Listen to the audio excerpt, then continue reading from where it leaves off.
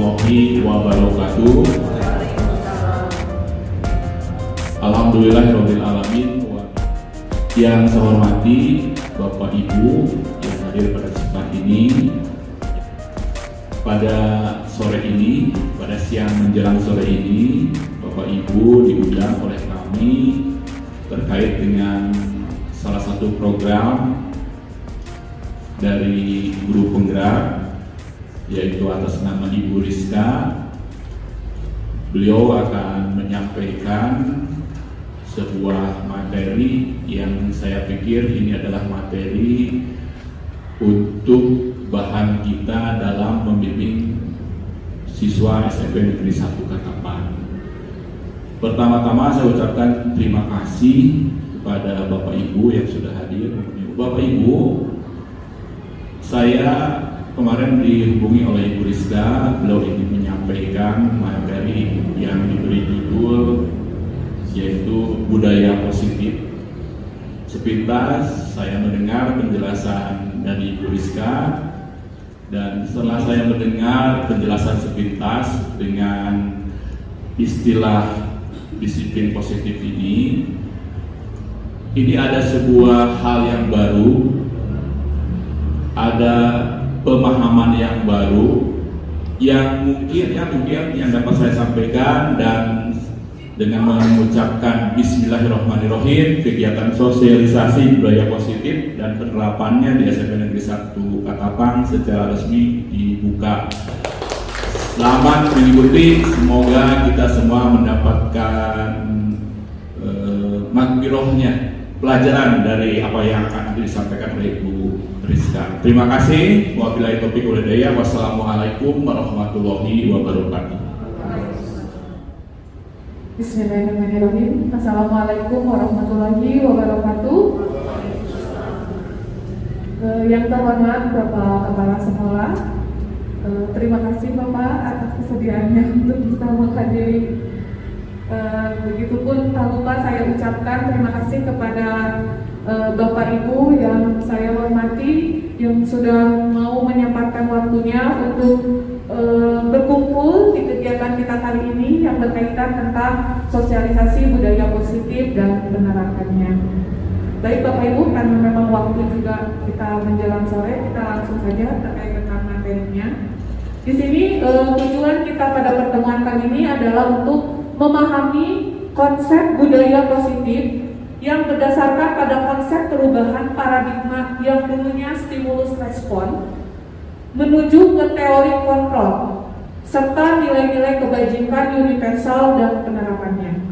Lalu tujuan yang kedua yaitu untuk memahami konsep makna disiplin, keyakinan kelas, hukuman dan penghargaan, 5 kebutuhan dasar manusia, restitusi dengan 5 posisi kontrol, dan guru serta segitiga restitusi dan menerapkannya dalam ekosistem sekolah yang aman dan berpihak pada murid.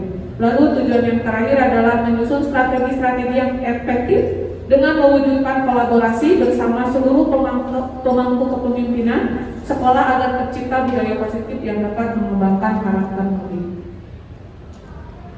Di sini pembahasan materinya seperti yang sudah disampaikan akan ada berkaitan tentang disiplin positif dan nilai kebajikan universal, teori motivasi, hukuman dan penghargaan serta restitusi, keyakinan kelas, kebutuhan dasar manusia, 5 posisi kontrol dan segitiga restitusi.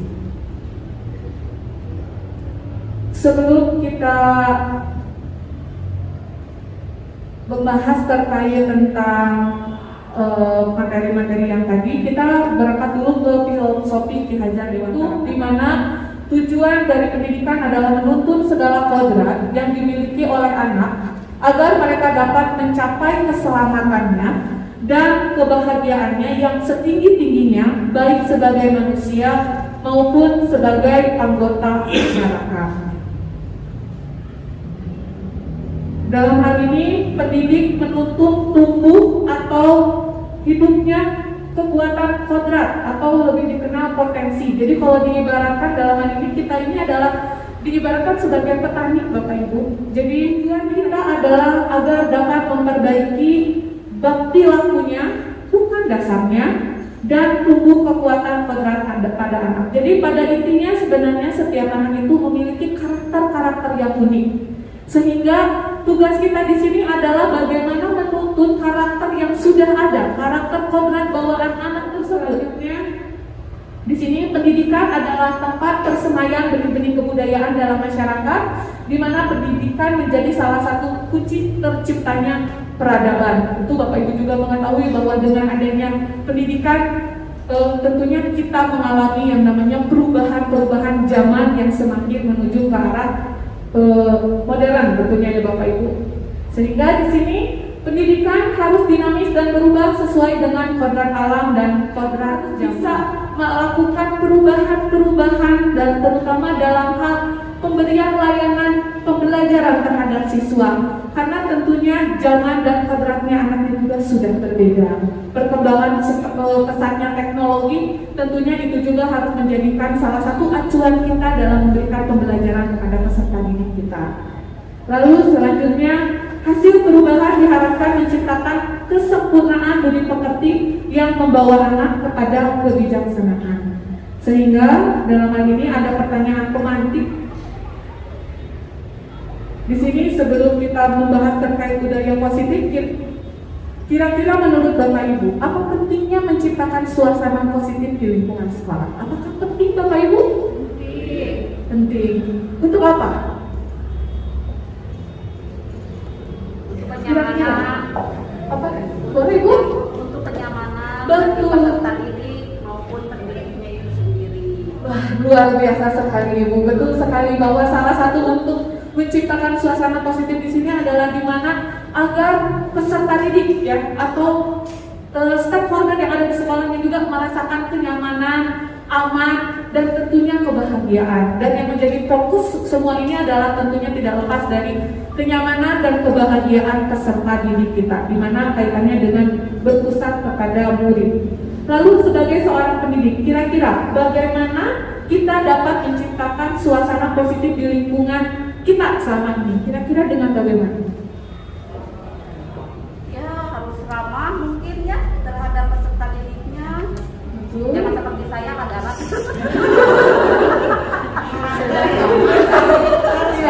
Karakter unik, karakter unik itu betul. Ya terus ya mungkin dengan menceritakan peserta didik biar suasananya positif, kita juga harus bisa melihat karakter dari siswa itu sendiri, latar belakang dari keluarganya gitu, jadi untuk lebih mengenalnya untuk lebih dalam gitu, biar bisa kita sebagai peserta didik bisa menciptakan suasana yang positif. Wih, luar biasa. Tepuk tangan dulu untuk Indonesia ya. Ini kayaknya yang patas di sini untuk menjelaskan kayaknya Bu Dinda nih Bu. Baik, kira-kira apakah ada hubungan antara menciptakan suasana yang positif dengan proses pembelajaran yang berpihak kepada murid? Oh, besar sekali hubungannya. Jelas. Ya. Ya.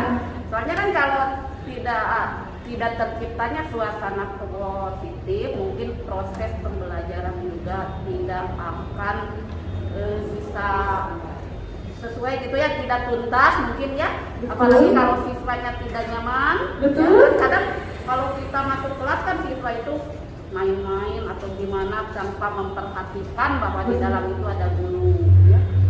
Jadi ya hubungannya sangat Erat ya, dekat sekali saling berkaitan. peserta didik itu. Betul. Jadi dalam hal ini dengan menciptakan suasana yang positif tentunya itu mendukung terjadinya yang namanya pembelajaran berpihak pada murid, yang terciptanya murid menjadi nyaman, tentram, dan bahagia, tentunya aman berada di sekolah. Tepuk tangan dulu untuk Bu Dinda, dan saya rasa ini ada bentuk kasih sayang dari saya mau lagi terkait tentang apa itu budaya positif. Seorang guru memiliki peran untuk membangun atau mewujudkan budaya positif di sekolah.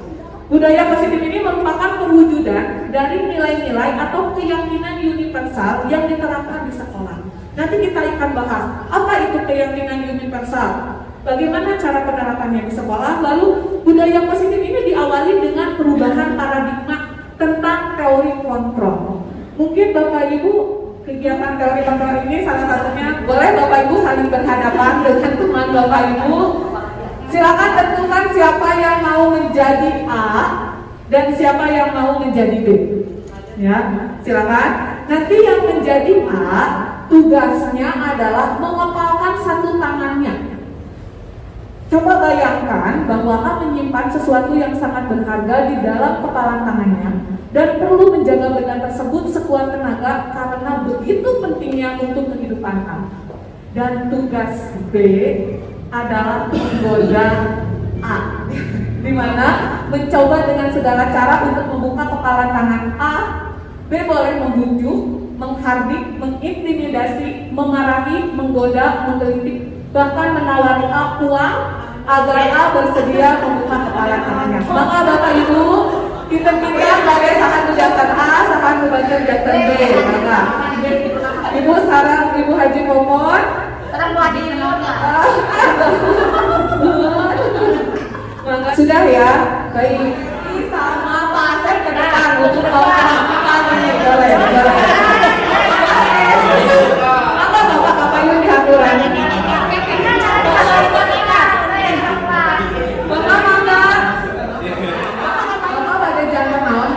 Jangan A, jangan B. Jangan A.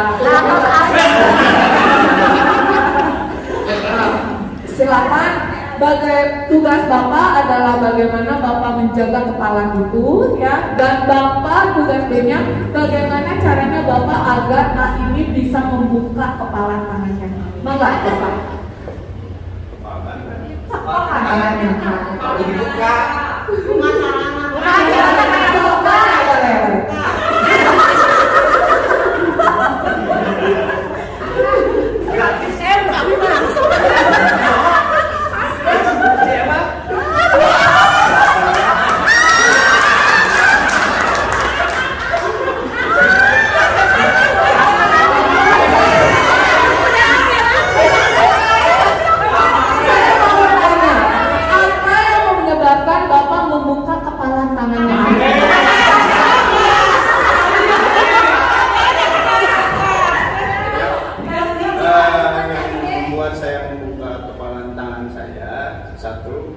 Karena melihat mukanya Pak Edi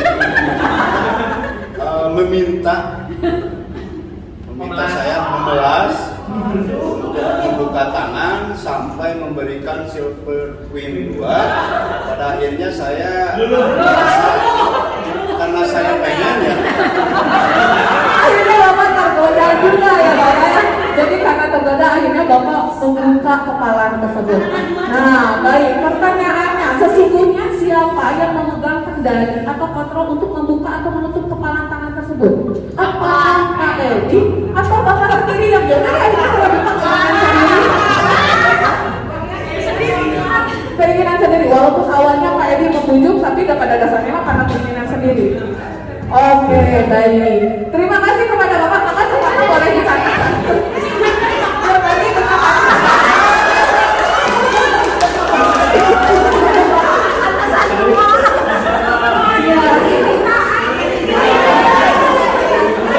Ya, baik Bapak Ibu.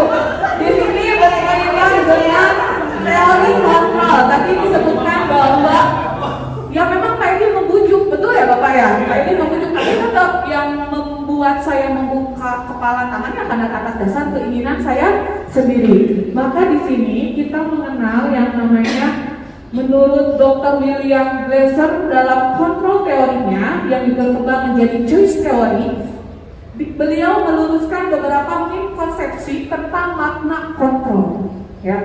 Di mana yang pertama adalah ilusi guru mengontrol murid. Selama ini kita menganggap bahwa murid itu bisa dikontrol oleh guru, ya. Padahal menurut teori kontrol pada dasarnya guru tidak bisa mengontrol murid. Kalaupun misalkan murid itu melakukan apa yang diperintahkan oleh guru, itu atas dasar seizin murid itu sendiri untuk dirinya mau dikontrol. Seperti yang tadi sudah dilakukan oleh Pak Asep, ya betul Pak Asep. Beliau tadi ya memang Pak Edi karena membujuk, yaudah deh saya kasihan. Nah, terus saya kasihan, terus saya juga yaudahlah saya membuka. Tapi tetap yang mengontrol diri itu semua adalah diri Pak Asep itu sendiri. Jadi dalam hal ini yang dulu bahwa guru bisa mengontrol murid itu adalah ilusi, karena nyatanya adalah yang bisa mengontrol siswa adalah diri siswa itu sendiri. Lalu selanjutnya ilusi bahwa semua penguatan positif atau bujukan katanya efektif dan bermanfaat. Nah gitu kata Pak Edi, bujukannya tadi efektif, ayo atuh ieu hayo teu gitu geuningannya mun kamu di daman. Hop atuh mereka itu Bapak diberi nilai gitu kan ya gitu. Dikatakan bahwa efektif dan bermanfaat. Nah, ternyata menurut teori kontrol, penguatan positif atau bujukan bentuk kontrol atau segala usaha untuk mempengaruhi murid agar mengulangi suatu perilaku tertentu, kemungkinan perilaku tersebut akan pertama, murid bisa menolak, ya. Yang kedua, murid bisa membuat dia menjadi tergantung. Sehingga kalau dibilang apakah bujukan akan menjadi efektif dan bermanfaat, ternyata tidak. Karena ternyata murid melakukan itu atas dasar bukan keinginan motivasi intrinsiknya, tapi atas dasar ekstrinsik, atas dasar bujukan dari gurunya, dan itu tidak efektif atau tidak bermanfaat bagi siswa. Lalu di sini ilusi bahwa kritik dan membuat orang merasa bersalah dapat menguatkan karakter. Mungkin Bapak Ibu pernah menyadari pada anak, aku karunya Kak Ibu, mungkin seperti itu ya. Bapak teh jeung Ibu teh jadi wali kelas, kata Bapak Ibu teh dicarekan ku guru-guru nu lainna gara-gara kamu teh, katanya kamu teh teu karunya, terus teu karunya kamu teh ka orang tua kamu sudah bela-belain. Itu atau misalkan kamu teh terus aja melanggar. Nah, kadang kita selalu melakukan itu, ternyata itu membuat seseorang menjadi bersalah, di mana dia akan merasa dirinya telah gagal dan akhirnya membuat buruk tentang diri mereka, atau mungkin di sini lebih ke arah dia menjadi rendah diri akan dirinya karena dia disuguhkan atau dia selalu menerima bahan kritikan atau rasa bersalah dari gurunya, sehingga siswanya itu merasa bahwa oh saya tidak ada manfaatnya gitu ya. Lalu selanjutnya adalah ilusi bahwa orang dewasa memiliki hak untuk memaksa. Di sini mengatakan bahwa orang dewasa memiliki power dan percaya bahwa memiliki tanggung jawab untuk membuat murid berbuat hal-hal tertentu, di mana perilaku memaksa tidak akan efektif untuk jangka panjang dan bahkan menjadi permusuhan. Mungkin di sini biasanya bentuknya seperti hukuman, memaksa kamu harus datang. Mungkin saat itu anak nurut karena takut terhadap kita sebagai orang dewasa. Tetapi hal itu tidak akan menjadikan sesuatu hal yang membawa manfaat bagi si anak tersebut, karena sifatnya hanya berjangka pendek. Dia melakukan hanya atas dasar saat itu. Mungkin karena atas dasar takut atau atas dasar karena ya sudahlah, daripada saya punya masalah, saya melakukan itu semua. Itu berkaitan dengan teori kontrol. Maka di sini ada perlunya perubahan paradigma, ya, yang dimana awalnya kita melakukan setiap kegiatan atau memperlakukan anak itu melalui kegiatan stimulus respon. Sekarang kita menuju kepada teori kontrol.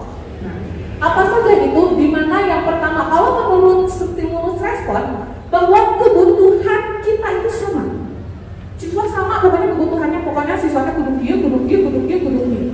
Padahal menurut teori kontrol, kebutuhan kita itu berbeda-beda sesuai dengan dasar kebutuhan manusia. Ada yang memang si anak itu memang dia butuhnya bentuknya kasih sayang anak ini. Ada yang bentuknya dia misalkan bentuk kebebasan kebutuhannya. Jadi berbeda-beda, tidak bisa disamakan, termasuk dalam segi pembelajaran juga. Mungkin dulu kita menganggap bahwa semua siswa sama, udah perlakuannya sama. Tetapi kebutuhan mereka berbeda-beda, karena mereka memiliki karakter yang berbeda pula.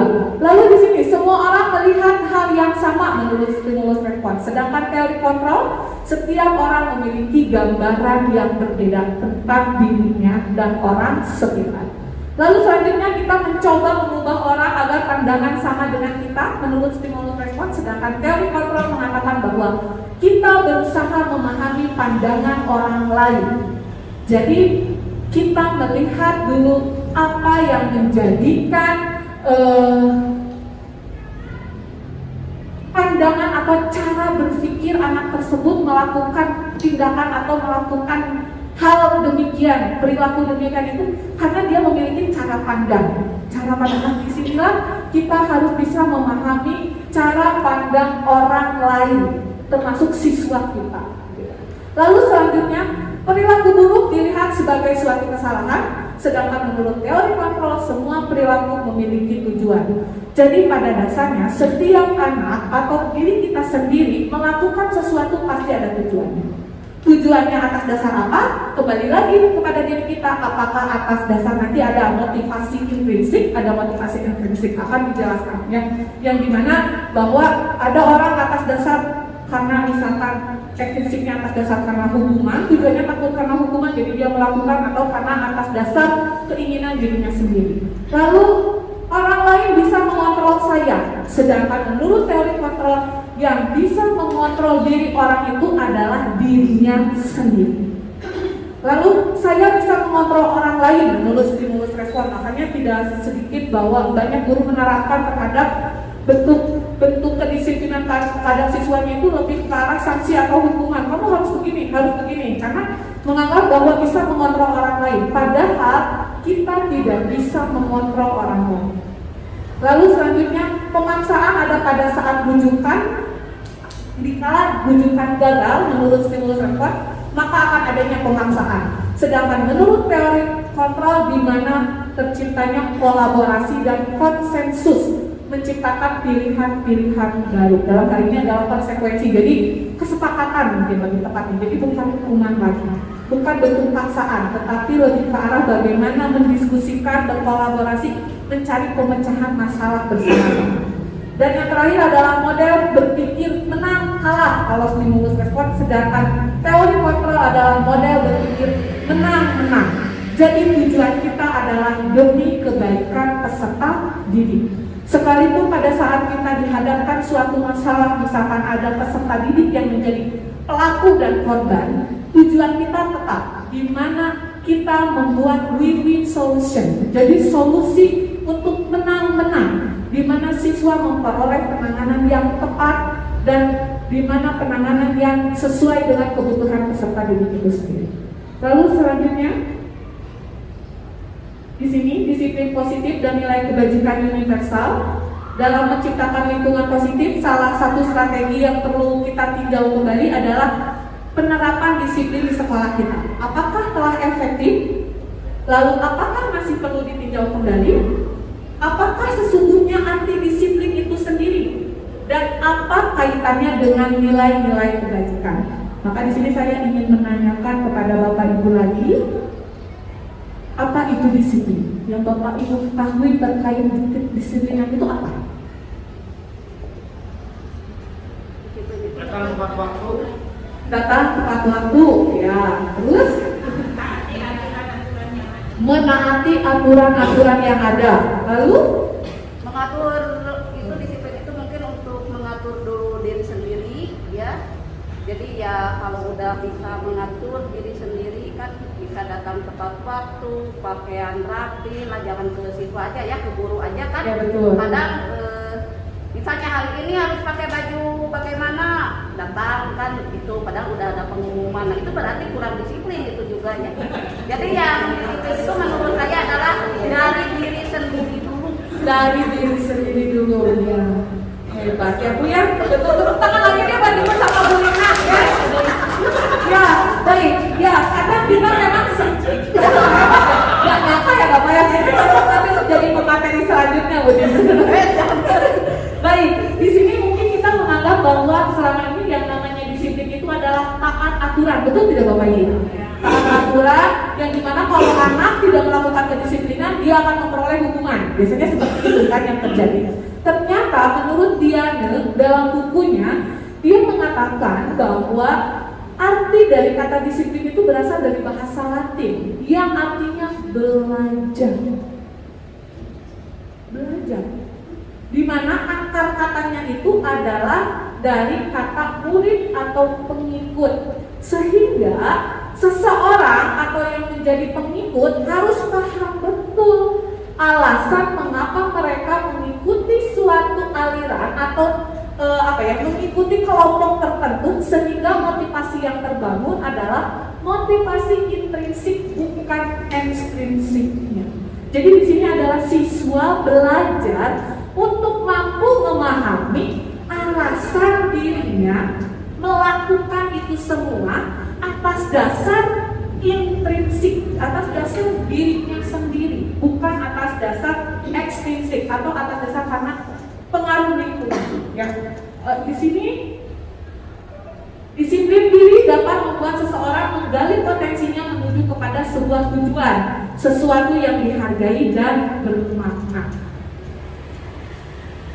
Dan bisa dikatakan bahwa disiplin itu berarti mereka bertanggung jawab terhadap apa yang dilakukan karena mereka mendasarkan tindakan mereka atas dasar nilai-nilai kebajikan universal.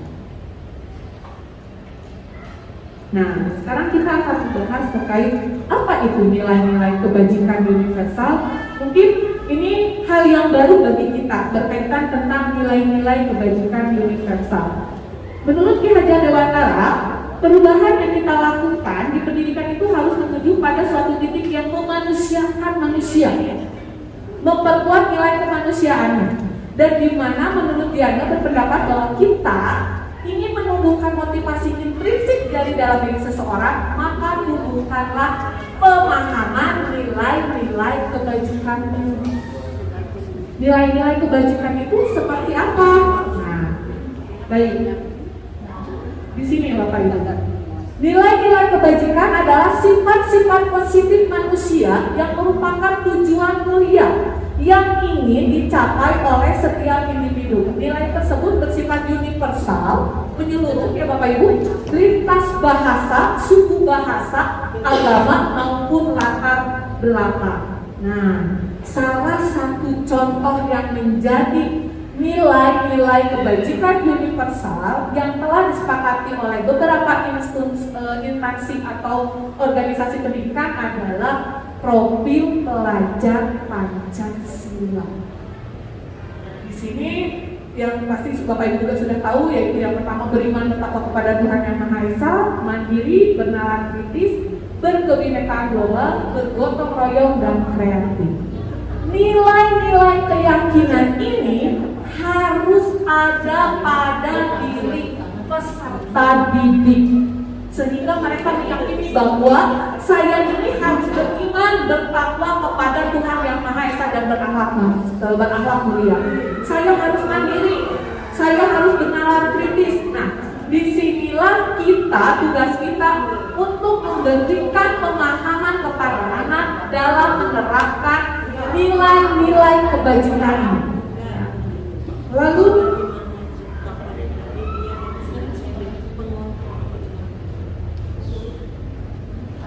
di sini bagaimana cara menerapkannya berkaitan tentang nilai-nilai kebajikan tersebut. Kita kenal dulu terkait tentang teori motivasi, hukuman dan penghargaan serta restitusi. Bapak Ibu, bagaimana dari April? Kita hukuman dapat mendisiplinkan anak? Dapat. Ya. Ada yang berpendapat berbeda mungkin, apakah hukuman bisa mendisiplinkan anak? Kita kembali ingat lagi bahwa yang kata disiplin itu adalah di mana siswa belajar untuk memahami akan dirinya alasan dia mengikuti atas dasar keinginan intrinsiknya. Berarti kira-kira hukuman dapat mendisiplinkan anak tidak Bapak Ibu? Tergantung hukumannya. Tergantung hukumannya. Baik. Kita lanjut lagi. Pemberian hukuman dengan hal positif seperti membaca atau membersihkan halaman sekolah dapat meningkatkan disiplin anak? Tidak semua. Tidak. Harusnya seperti apa? Ya, berarti kita harus melihat kondisi anaknya tersebut. Melihat kondisi anak. Kondisi anak yang misalnya ada anak yang melakukan kesalahan, ya. Jadi kan kita juga harus bisa melihat ini anaknya lagi bagaimana gitu ya kan. Tidak semua anak melakukan kesalahan dengan disengaja atau dengan tidak bisa dianya atau hanya nakal gitu ya, tidak. mungkin saja si anak tersebut ada masalah berangkatnya dari rumah. Betul. Jadi ya kita juga harus bisa melihat Bijak mungkin ya, Ya. harus bijak dilihat kira-kira pemberian hukuman ini tepat atau tidak mungkin ya. Berarti kita tekankan di sini bahwa pemberian hukuman itu diperbolehkan atau tidak, gitu aja Bapak Ibu. Boleh, tergantung bagaimana cara pemberian hukumannya. Mungkin seperti itu ya pandangan Bapak Ibu baik. Kita lanjut. Memberi penghargaan dapat meningkatkan motivasi belajar anak. Pasti? Pasti. Bahwa memberi penghargaan dapat meningkatkan motivasi belajar anak. Jadi Bisa penghargaan dijelaskan? itu yang bagaimana penghargaannya juga. Nah, penghargaannya seperti apa kira-kira Bu? Umpamanya misalkan seorang anak diberikan pertanyaan oleh seorang guru, kemudian anak itu menjawab dengan benar, guru tersebut hanya mengucapkan good. Oke. Itu penghargaan atau apresiasi Bapak Ibu? Apresiasi. Kalau penghargaan Nilai coklat. oh ya, korek ganti loh jawab kene pokoknya budak ibu anu nilai nakil bu ibu efektivasian eta penghargaan, betul tidak? Jadi dijanjikan. Kita lanjut Bapak Ibu. Nah, kita mengenal 3 motivasi perilaku manusia yang tadi disebutkan permasalahan-permasalahan berkaitan tentang hubungan. Nah, di sini dia ngegosek dalam bukunya menyatakan ada 3 motivasi perilaku manusia. Yang pertama adalah untuk menghindari ketidaknyamanan atau hukuman, motivasi eksternal. Ini adalah bentuk yang paling dasar pada diri anak. Kalau anak melakukan pas ditanya kamu kenapa melakukannya, udah saya masih dihukum. Berarti belum ada kesadaran dalam siswa.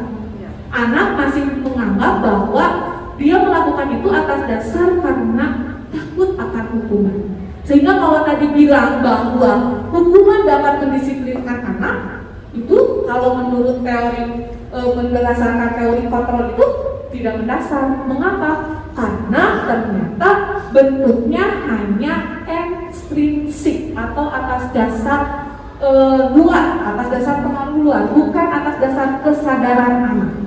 Lalu selanjutnya untuk mendapatkan imbalan atau penghargaan dari orang lain. Nah, kalau tadi mah karena takut hukuman, yang ini mah karena ingin dapat penghargaan. Jadi si anak berusaha untuk mau melakukan, akhirnya dia melakukan apa yang diperintahkan. Lalu yang seperti apa yang sebaiknya ada di dalam diri peserta didik di sini adalah untuk menjadi orang yang mereka inginkan dan menghargai diri sendiri dengan nilai-nilai mereka percaya. Jadi kembali lagi, si anak melakukan itu atas dasar nilai-nilai kebajikan atau nilai-nilai kepercayaan yang mereka yakini. Contoh misalkan, kenapa kamu membuang sampah?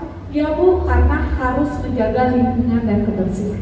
Jadi bukan atas dasar lagi, atas dasar hukuman atau atas dasar biar saya dapat hadiah. Kalau kita sudah bisa membentuk siswa tersebut, maka itu akan menjadikan karakter dalam diri peserta didik. Sehingga kalau dicontohkan seperti di Jepang dengan di Indonesia, budaya antri di Jepang dengan di Indonesia beda Bapak Ibu ya.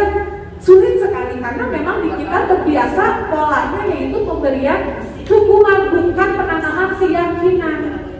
Sedangkan kalau di Jepang itu budaya antri itu sudah menjadikan sebuah keyakinan dalam dirinya bahwa dia harus melakukan atas dasar karena keyakinan bahwa antri itu salah satu perwujudan dari saling menghargai sesama manusia. Contohnya seperti itu. Nah, di sini hukuman versus konsekuensi. Bapak Ibu silakan buka HP Bapak Ibu. Kita lakukan game terkait tentang quizzes. Nah, oke, silakan buka HP Bapak Ibu, join di joinmyquizzes.com. Mangga Bapak Ibu. Mana Bu Risa? Boleh? Boleh nanya dulu. Oh, boleh. Sambil nunggu boleh. Mangga. Ini kan segala sesuatunya berdasarkan teori kontrol itu dari diri sendiri. Betul. Nah, yang ingin saya tanyakan gimana caranya supaya baik kedisiplinan dan sebagainya timbul dari diri sendiri tanpa harus ada tebing misalnya hukuman Baik. Supaya itu bisa terwujud deh. Betul. Untuk melaksanakan teori kontrol teh harus bagaimana? Keren pertanyaan Ibu. Ibu sangat menggebu-gebu ingin tahu jawabannya. Dan itu nanti akan terjawab Bapak Ibu ya. Nanti akan ada caranya dengan bagaimana. Bapak Ibu, ini baru pemanasan lah, pertengahan. Dan kita paham dulu konsep terkait tentang teori kontrol itu sendiri. Jangan itu ujung-ujung ngaku iya, tapi di mana eta materina kan ya? Nanti kita terangkan Soalnya itu sudah masuk ke kuis. Nah, tapi kuisnya ini mah masih bentuknya terkait tentang pemahaman Bapak Ibu terkait hukuman dan Bapak Ibu dari majelis. 0968. Nanti Bapak Ibu tinggal pilih kira-kira pernyataan itu masuknya ke hukuman atau ke konsekuensi. Gampang banget jawabnya. Enggak? Enggak, misalnya di atasan. Bapak tadi dirinya oke, enggak? Oh, oke.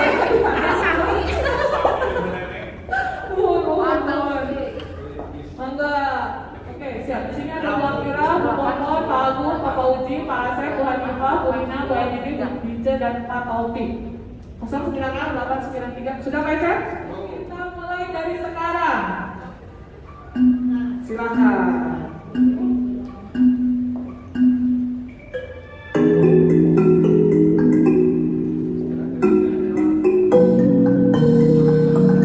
Tinggal memilih. Kira-kira itu hukuman atau konsekuensi?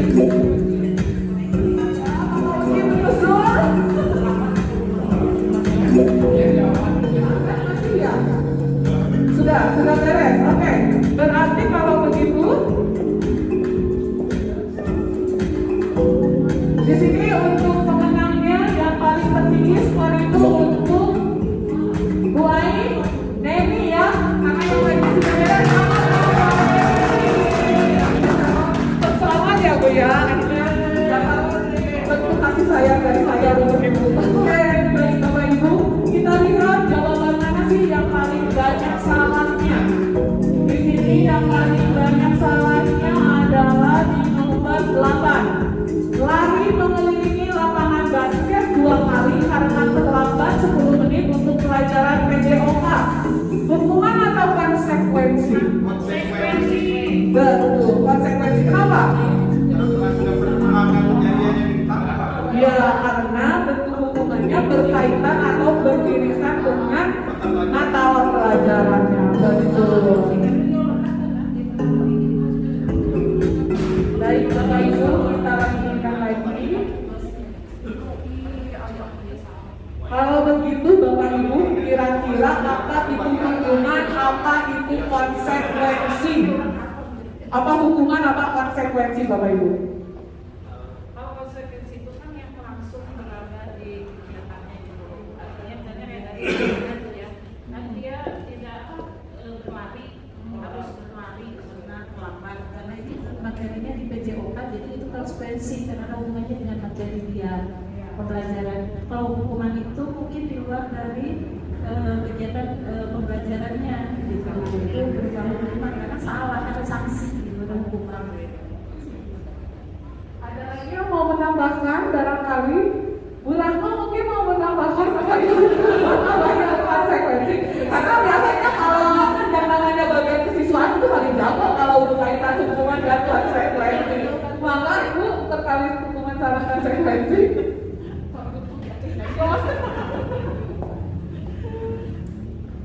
Menurut saya gitu ya, kalau konsekuensi itu sesuatu yang sudah dia merasa bahwa itu harus dia jalani karena kesalahan dia, itu konsekuensi kalau menurut saya.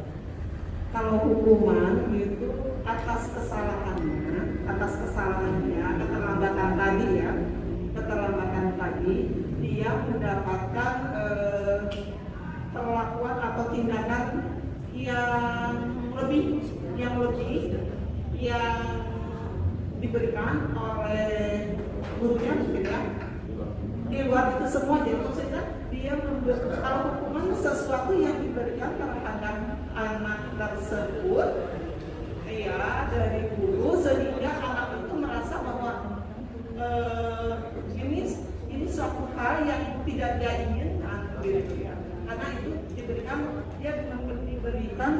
tindakan yang harus dilakukan oleh guru tersebut.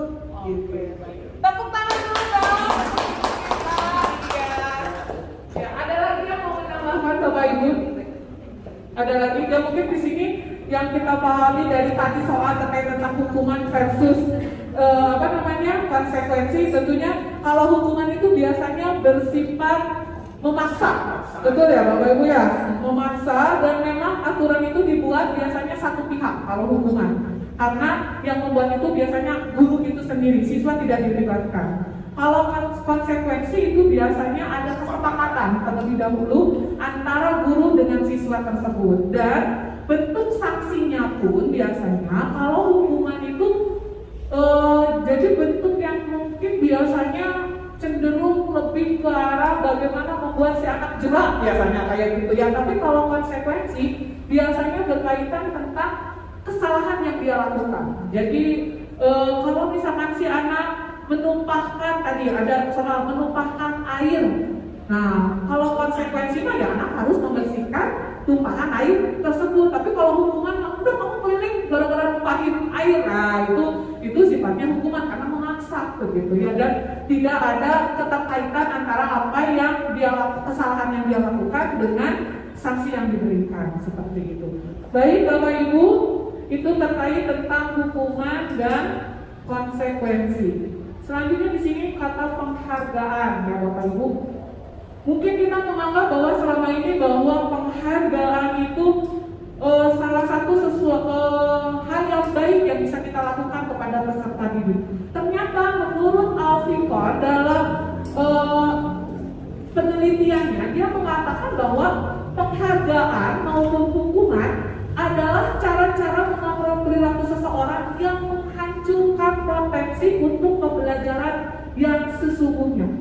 Karena pembelajaran yang ideal adalah di mana tindakan belajar anak itu sendiri itu adalah penghargaan yang sesungguhnya. Jadi baik hukuman, baik penghargaan itu biasanya menghancurkan potensi anak. Sehingga kebanyakan yang akhirnya terjadi pembentukan kedisiplinan itu bukan atas dasar intrinsiknya, tapi atas dasar ekstrinsik atau atas dasar dorongan dari luar. Di sini penghargaan pengaruh jangka pendek dan jangka panjang.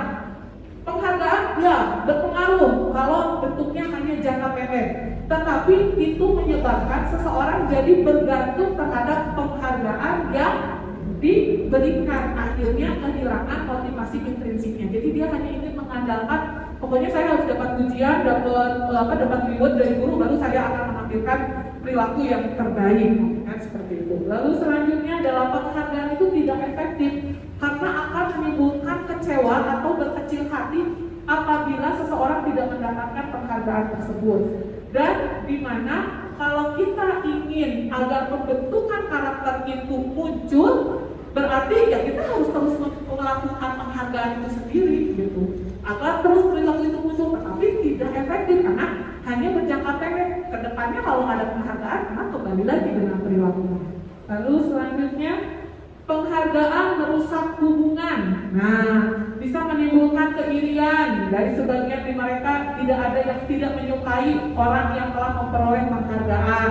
Jadi kalau ada siswanya yang terus aja dia yang dapat penghargaan, itu bisa menimbulkan juga keirian atau merasa persaingan terhadap temannya, antar teman, sehingga lahirlah adanya kecemasan karena adanya persaingan di dalam kegiatan atau di dalam perilaku yang kita munculkan ya. Jadi biasanya anak jadi bersaing, tapi akhirnya malah menyebabkan anak tidak nyaman karena dia belajar hanya atas dasar mencari penghargaan, jadinya larinya kecemas jika dia tidak mendapatkan penghargaan. Lalu selanjutnya penghargaan mengurangi ketepatan. Nah di sini ternyata berdasarkan riset kepada anak laki-laki terkait tebak gambar, dikala anak dijanjikan bagi yang menjawab betul akan dikasih ini. Nah ternyata itu menyebabkan bahwa ketepatan anak dalam menjawab itu menjadi kurang Bapak Ibu ya. Jadi karena dia terobsesi ingin mendapatkan penghargaan, akhirnya dia dalam mengerjakan ketepatannya menjadi tidak sesuai gitu ya. Lalu selanjutnya penghargaan menurunkan kualitas. Di sini di mana dilakukan penelitian pengamatan kepada sekelompok mahasiswa yang sedang kerja praktik. Jadi pada saat si mahasiswa itu diberikan imbalan terkait tentang penghargaan, akhirnya ternyata itu tidak menyebabkan dia menunjukkan menyebabkan terjadinya menurunnya kualitas di kala penghargaan itu tidak ada. Jadi setelah beres kegiatan tersebut, akhirnya kualitas dalam segi bekerjanya menjadi menurun. Itu efek dari penghargaan. Lalu selanjutnya penghargaan mematikan kreativitas.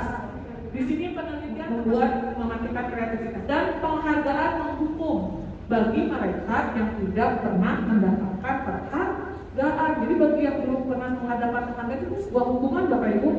Di kala anak ini dapat bintang aja terus ya, dia yang nggak dapatnya merasa bahwa aku tuh tidak bermanfaat, aku tuh tidak bisa, dan akhirnya itu menjadikan sebuah hukuman bagi mereka yang tidak mendapatkan penghargaan tersebut. Lalu kalau penghargaan yang betul itu yang seperti apa? Yaitu yang ada motivasi dari dalam diri, yaitu hasil kerja keras tanpa imbalan. Itu merupakan sebuah penghargaan yang sesungguhnya. Jadi kalau Bapak Ibu pas di kelas ada anak melakukan perilaku positif atau dia memperoleh hasil terbaik, itulah penghargaan yang sesungguhnya. Itu penghargaan dia dapat nilai yang terbaik, sudah cukup, itu penghargaan yang sesungguhnya. Kalau kita ditambahkan dengan embelan bakal mendapatkan apa, itu malah hilang jadi rasa penghargaan yang sesungguhnya itu. Jadi kalau ingin memunculkan penghargaan yang prinsipnya, bentuk penghargaannya ya usaha anak itu sendiri dalam meraih tujuannya tersebut, begitu Bapak Ibu. Di sini ada filosofi Ki Hajar Dewantara yaitu merdeka, di mana manusia merdeka yaitu manusia yang hidup lahir atau batinnya tidak bergantung kepada orang lain, akan tetapi bersandar atas kekuatan sendiri. Nah ini seperti pertanyaan yang tadi Bu Rahma tanyakan. Dari tadi kan senang menanyakan tentang motivasi ekstrinsik aja. Kalau cara memunculkan motivasi intrinsiknya bagaimana? Nah disinilah salah satu cara yang bisa dilakukan adalah dengan restitusi. Di mana restitusi ini sebuah cara menanamkan disiplin positif pada murid. Jangan nanti kita kayak sama restitusi Bapak Ibu. Nah, restitusi adalah proses menciptakan kondisi bagi murid untuk memperbaiki kesalahan mereka, sehingga mereka bisa kembali pada kelompok mereka dengan karakter yang lebih kuat. Jadi di sini di mana restitusi ini adalah tujuannya lebih ke arah perbaikan kesalahan-kesalahan peserta didik. Jadi kalau ada kekurangan di peserta didik itu bukan menjadikan dia mendapatkan hukuman, tapi bagaimana dia memperbaikinya. Bukan dengan diberikan hukuman, tapi dengan cara kita memberikan upaya perbaikan atas kesalahan mereka. Di sini restitusi juga adalah proses kolaborasi yang mengajarkan murid untuk mencari solusi dan membantu murid berpikir tentang orang seperti apa yang mereka inginkan dan bagaimana mereka harus memperlakukan orang lain. Jadi kita sebagai guru kalau dikala anak melakukan kesalahan, biasanya apa yang terjadi? Kamu kenapa nggak ngerjain PR? Udah keluar sana?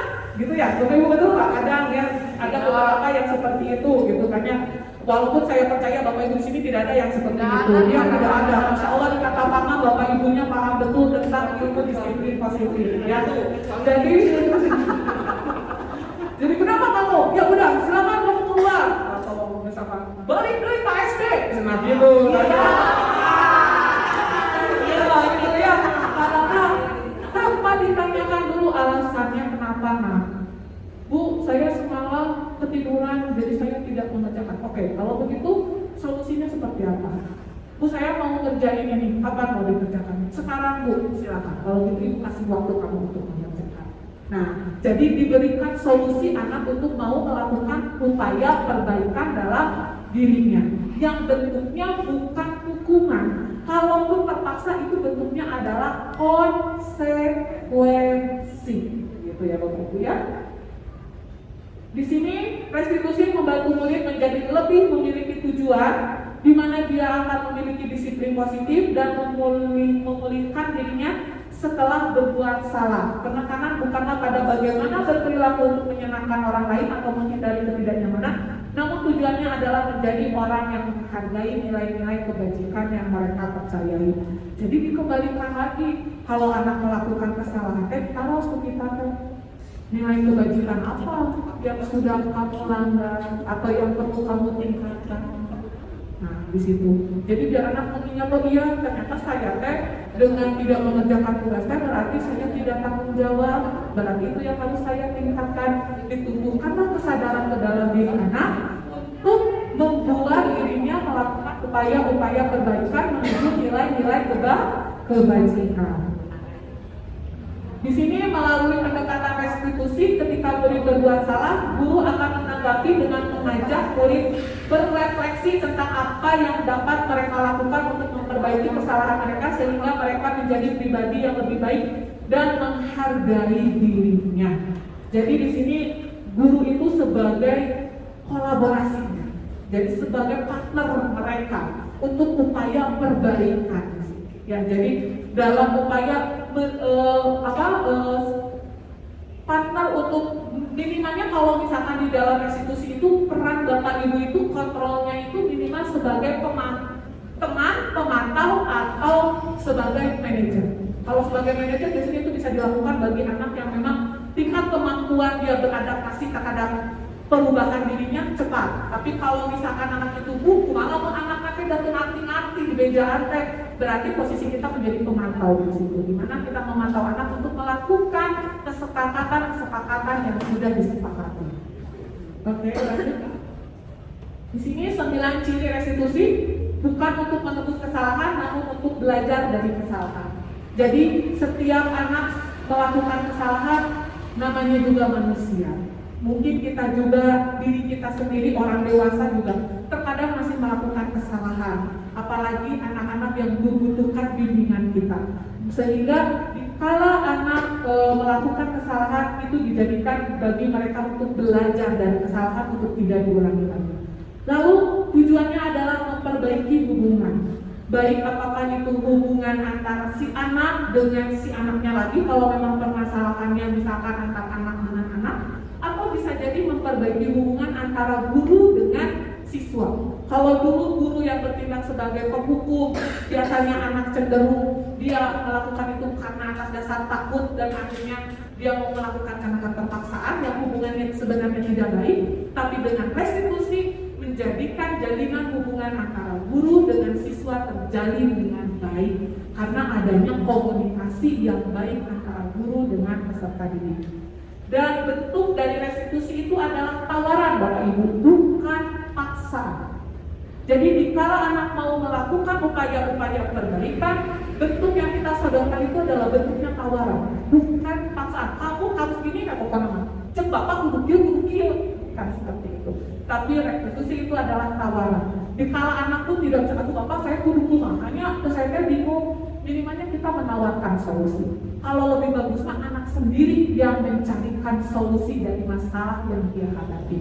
Itu berkaitan dengan ciri restitusi. Lalu restitusi menuntut untuk melihat ke dalam hati. Jadi kalau ada sesuatu permasalahan itu dilihat tidak langsung, istilahnya itu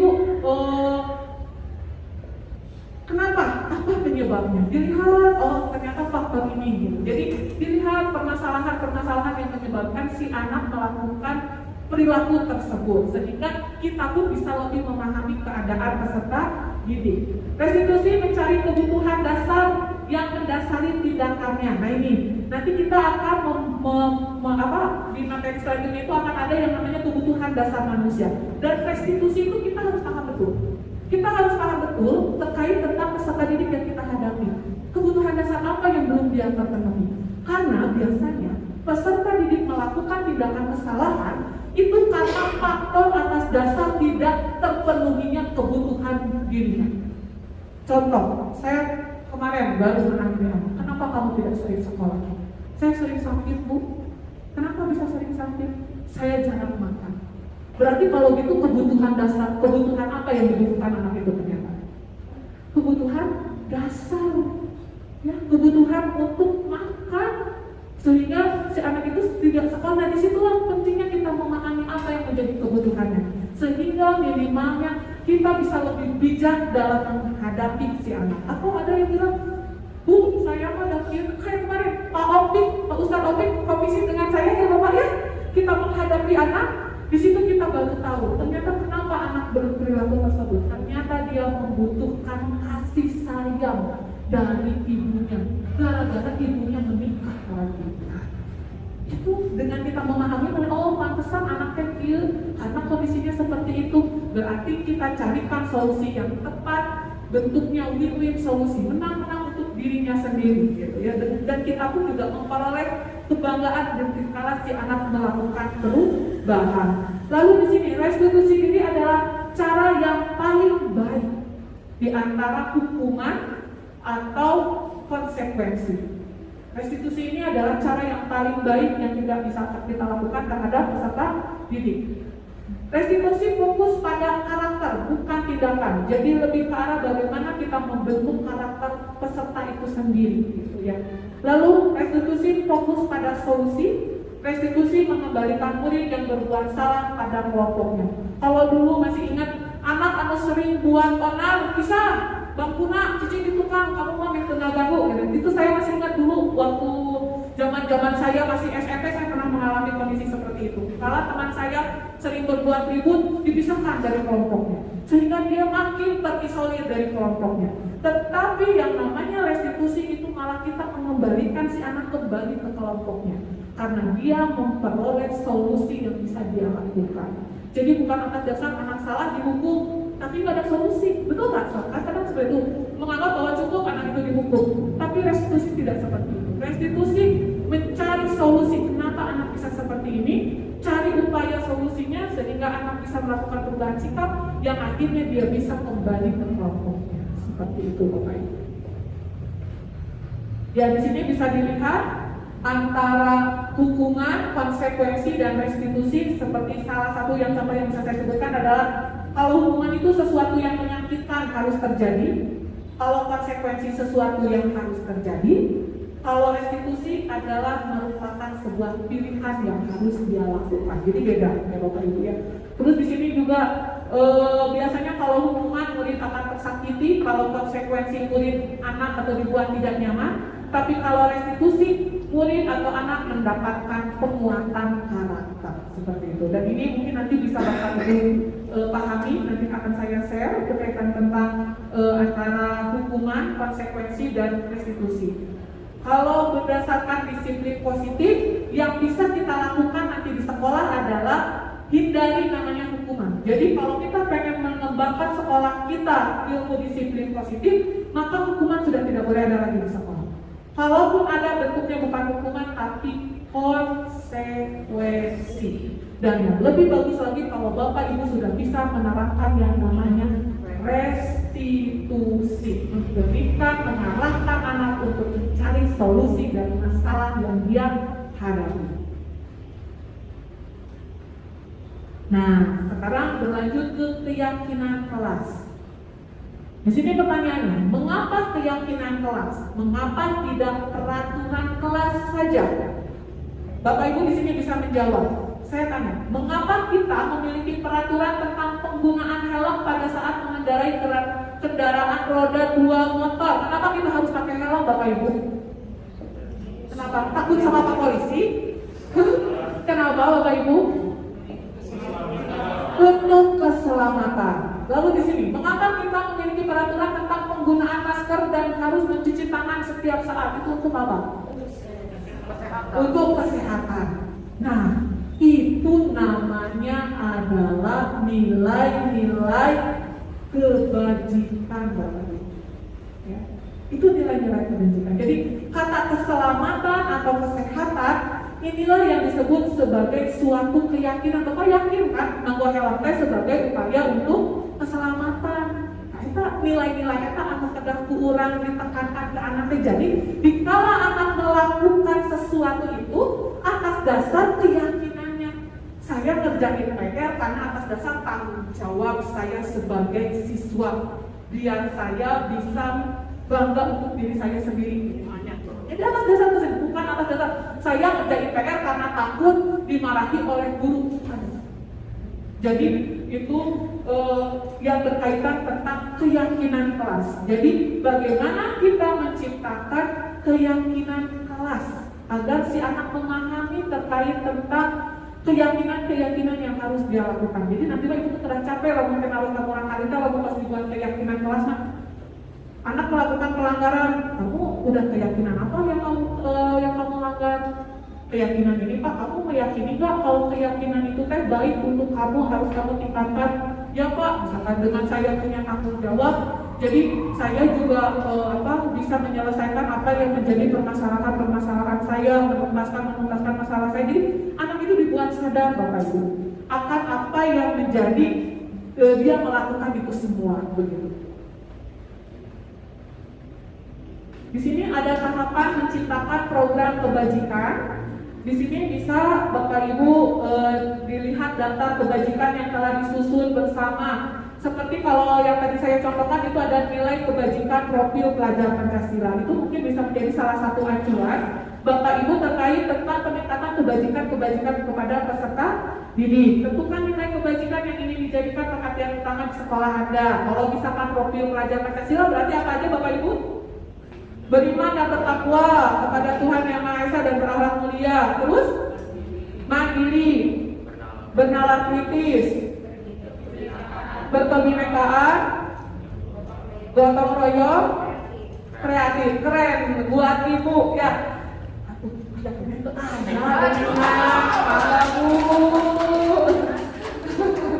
Oke, nah Bu, itulah nilai-nilai nanti kebajikan yang harus kita tekankan kepada anak. Minimalnya anak harus memiliki akan keyakinan itu dalam dirinya. Lalu nanti setelah ada nilai-nilai kebajikan yang ditentukan, curhat pendapat dengan kelompok. Kira-kira yang termasuk kategori ini apa aja kalau di kelas misalkan. Lalu setelah itu sempurnakan beberapa data nilai kebajikan yang utama, bahas kembali dalam kelompok utama karena nanti kan pasti anak itu akan banyak berpendapat ini digabungkan. Kalau misalkan membuang sampah, terus membersihkan kelas, itu kaitannya dengan apa Bapak Ibu? Nilai-nilai kebajikannya misalkan kebersihan atau gotong royong kalau di dalam itu misalkannya di dalam profil Pancasila bergotong royong dalam menciptakan suasana kelas yang bersih dan nyaman misalkan seperti itu ya. Lalu di sini boleh membuat poster atau dimuat di media sosial sebagai media keyakinan sekolah kelas Anda. Baik Bapak Ibu, ini contohnya misalkan seperti kembalikan barang kepada tempatnya, nilai kebajikan yang dituju misalkan tanggung jawab, dilarang mengganggu orang lain, nilai kebajikan yang ditujunya adalah menghormati orang lain. Seperti itu ya Bapak Ibu. Di sini prosedur pembentukan keyakinan sekolah. Nah, saya sebenarnya ingin ada diskusi Bapak Ibu menentukan terkait tentang keyakinan kelas yang dimana mengacu kepada nilai-nilai kebajikan profil pelajar Pancasila. Sebenarnya gampang Bapak Ibu, ini mah didiskusikannya. Bapak Ibu nanti tinggal menentukan kalau misalkan beriman bertakwa kepada Tuhan Yang Maha Esa dan berakhlak mulia, kira-kira bentuk tampaknya seperti apa? Tampaknya aktivitas kegiatan anak yang bisa dilakukan menjalankan sholat tepat waktu. Tidak tampak seperti apa contohnya? Mengganggu teman saat beribadah misalkan ya. Gampang Bapak Ibu? Gampang ya? Oke, silakan dengan kelompoknya Bapak Ibu untuk menentukan terkait tentang bentuk-bentuk perilaku yang tampak dan tidak tampaknya seperti apa.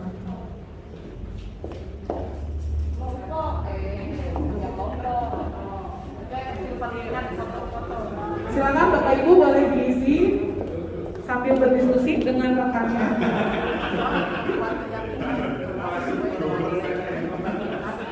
Sesuai dengan pilihan nomornya, Bapak Ibu fokus di bagian-bagian profilnya. Mangga Bu, Ibu bagian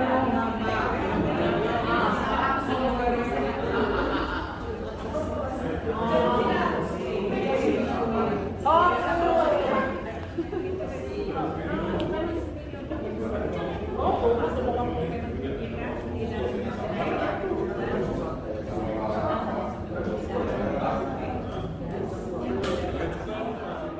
kalau bagi yang sudah boleh. Bagi yang sudah boleh ditempelkan di itu.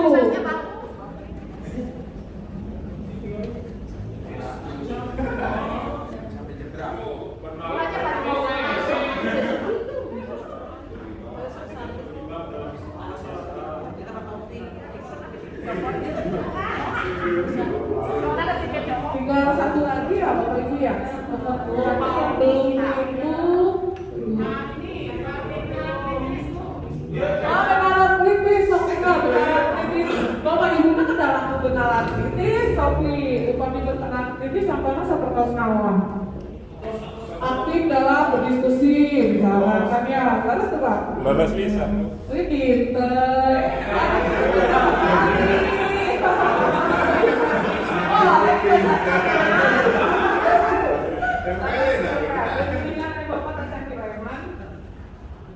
Dia berarti pun. Biasa kan kita. Bapak mau dibacakan itu Bapak juga. Hari Bapak sarang abdi di payungnya. Anu beriman dan bertakwa dulu Bapak. Kadang bisa ke rumah sakit.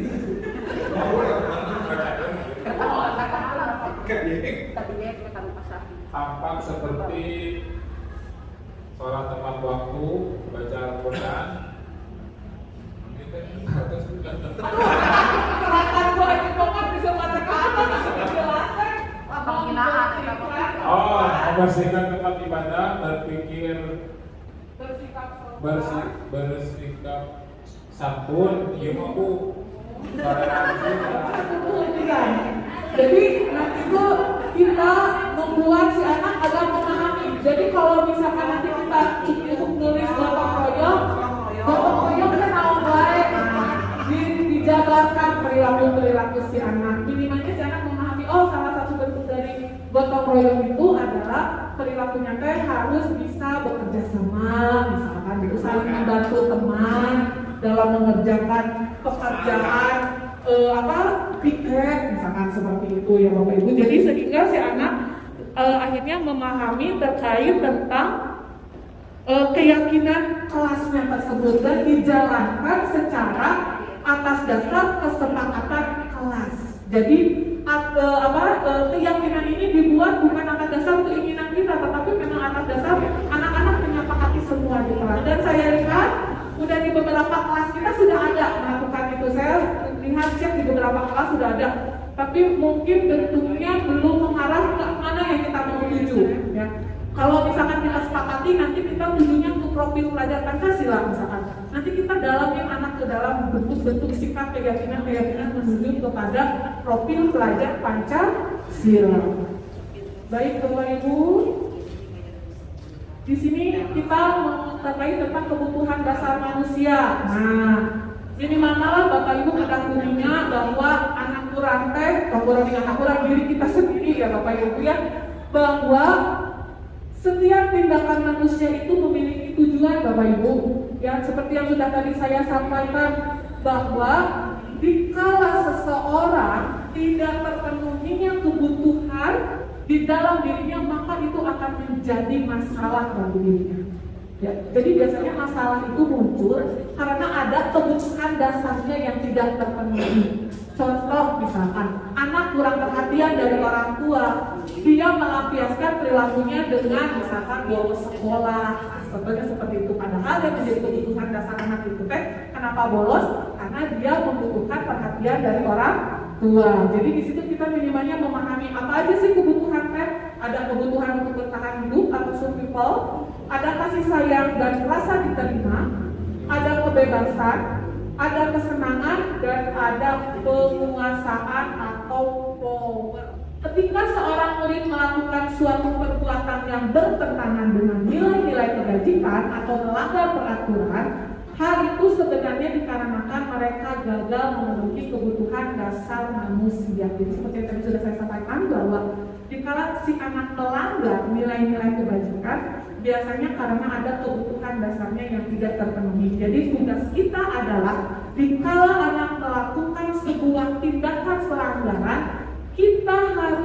mengetahui selain alasan anak itu melakukan karena apa, kita juga harus mengetahui kebutuhan anak itu apa.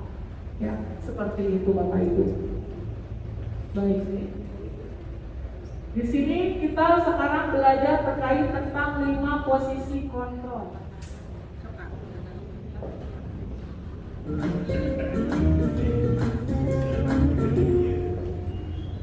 Salam bahagia ibu dan bapak kontrol itu adalah 1. Posisi penghukum, 2. Posisi pembuat merasa bersalah, 3. Posisi teman, 4. Posisi pemantau atau monitor, dan 5. Posisi manajer. Untuk lebih memahami kelima posisi tersebut, mari kita saksikan kasus Naren yang terlambat hadir 20 menit di sekolah dan melihat bagaimana kelima posisi kontrol dalam menghadapi masalah tersebut.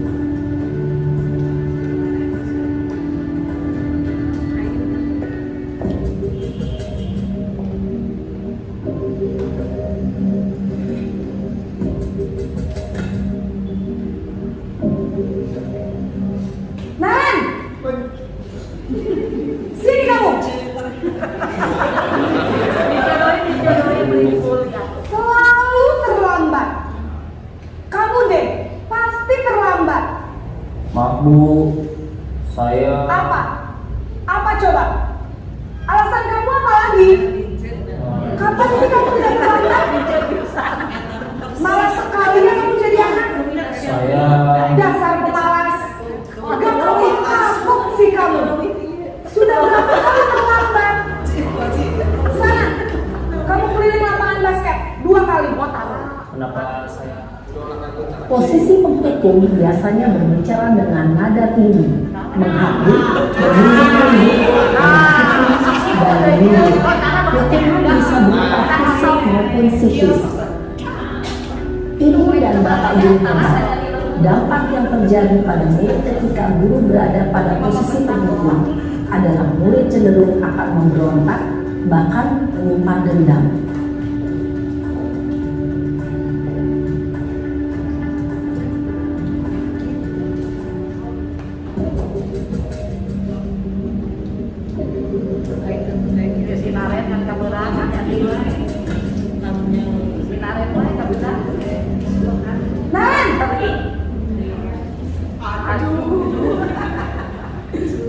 Selamat pagi Bu.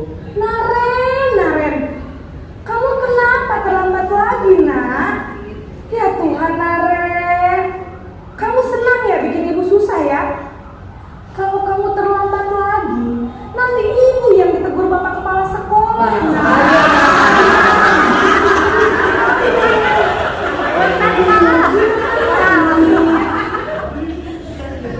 Maaf Bu. Bapak kepala sekolah. Bisa jatuh bapak kepala sekolah. Sana cepat kelas. Maaf ya Bu. Maaf sekali. Posisi pembuat rasa bersalah berbicara dengan nada tenang, cenderung lembut, namun kata-kata yang diutarakan membuat murid merasa menjadi orang yang gagal, memandang buruk dirinya sendiri, merasa tidak berharga, dan tidak sanggup membahagiakan orang lain. Ketika guru mengambil posisi pembuat rasa bersalah, murid akan menganggap dirinya yang bersalah dan ia akan menyimpan emosi negatif tersebut di dalam dirinya.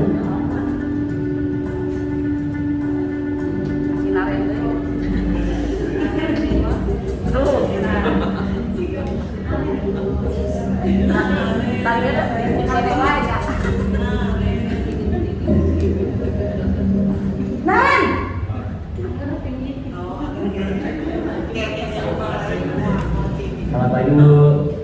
Wah, sudah jam berapa ini nak? Terlambat lagi ya sayang. Saya Bu. Yang pakai sayang Kamu malah menyalahkan ibu kamu. Kamu bukannya anak yang larinya paling kencang. Kok terlambat? terlambat sih? Iya Bu, saya memang terlambat bangun tadi. Jadi biarpun saya lari kencang, tetap gak kekejar Bu. Ya sudah sana, nanti lain kali larinya lebih kenceng lagi ya, biar gak terlambat lagi. Bikin seneng ibu, demi ibu, bisa kan? Bisa lah Bu. Ya sudah sana masuk kelas, ibu beresin urusan absen kamu. Kamu ini ada-ada saja. Dalam posisi teman, guru berbicara dengan nada suara ramah, akrab, cenderung bersenda gurau untuk menjaga suasana tetap santai. Murid akan merasa senang, aman, dan akrab dengan guru. Identitas yang tercipta adalah identitas sukses atau berhasil. Namun, perlu diingat, karena ini masih dorongan eksternal, maka ada faktor ketergantungan dari murid kepada orang tertentu. Di sini guru absennya, sehingga di lain waktu murid bisa berperilaku baik, namun hanya kepada orang-orang tertentu saja.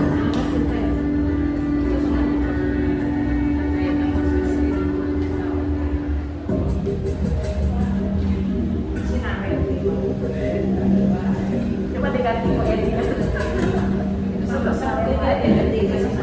Naren, apa peraturan sekolah kita tentang jam berapa kita harus masuk sekolah, Nak? Posisi pemantau mengandalkan penghitungan atau data untuk mengontrol murid. Guru mengarahkan murid berdasarkan peraturan dan konsekuensi. Seorang pemantau menunjukkan bahasa tubuh dan ekspresi wajah yang datar dan cenderung formal.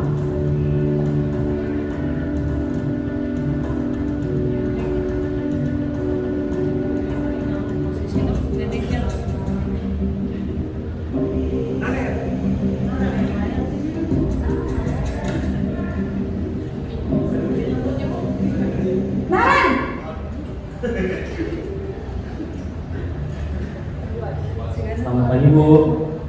Selamat pagi, Naren. Maaf Bu, saya terlambat. Iya, sekolah masuknya jam 7, sekarang sudah jam 7.20. Jadi sekarang bagaimana ini, Naren? Maaf Bu, saya lupa setel alarm saya semalam.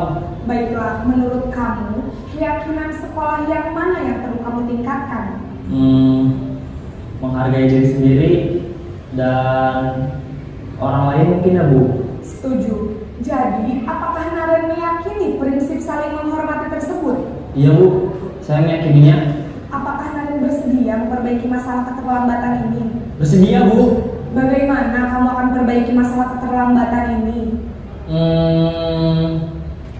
Saya akan coba untuk tidak lupa menyetel alarm saya Bu. Baik, kalau Naren lupa menyetel alarm di rumah, ada orang yang kira-kira bisa bantu mengingatkan tidak? Ada Bu, kakak saya, Kak Emma. Ada lagi selain Kak Emma? Selain Kak Emma, ada ibu saya. Baik, jadi yang mengingat Posisi manajer adalah posisi kontrol yang disarankan untuk membimbing murid memiliki sikap disiplin yang positif, yaitu murid yang mandiri, bertanggung jawab, dan dapat memecahkan masalah. Tujuan dari posisi ini adalah agar murid dapat berefleksi atas tindakannya. Guru akan dengan tulus memberikan pertanyaan-pertanyaan bermakna, sehingga membuat murid dapat belajar dari kesalahannya dan mencari sebuah solusi untuk menyelesaikannya. Ibu dan Bapak guru hebat, setelah mengamati adegan kelima posisi kontrol tadi, kira-kira posisi mana yang paling ideal? Posisi mana yang dapat menunjang motivasi intrinsik murid? Ya, tentu posisi manajer.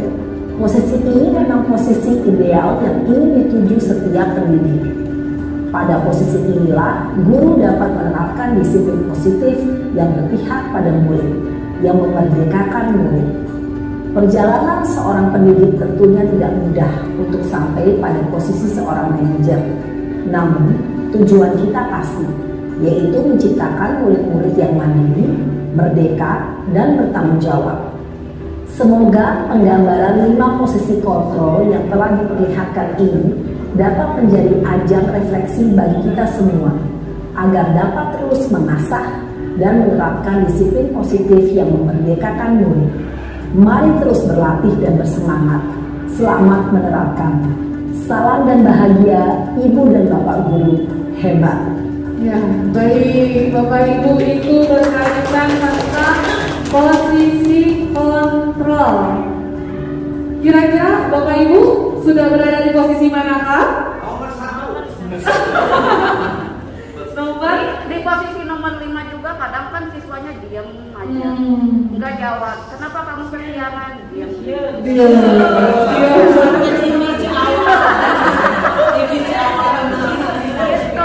susah. Iya, baik Bapak Ibu.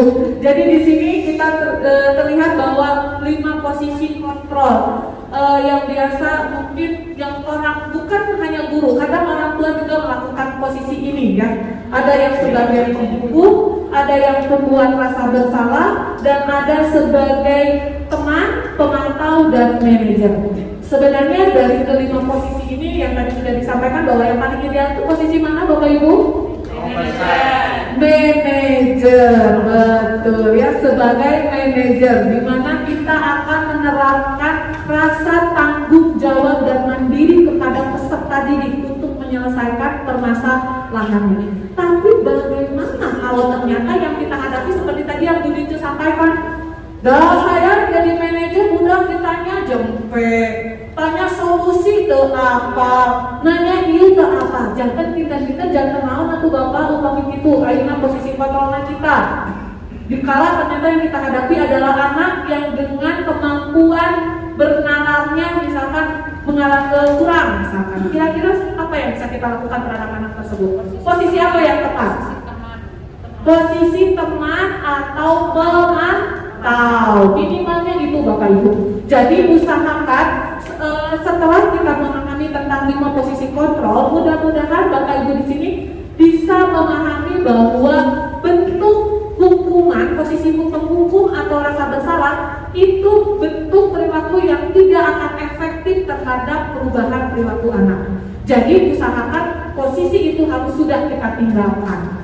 Minimal sekarang kita menuju ke arah posisi sebagai teman, pemantau, atau manajer.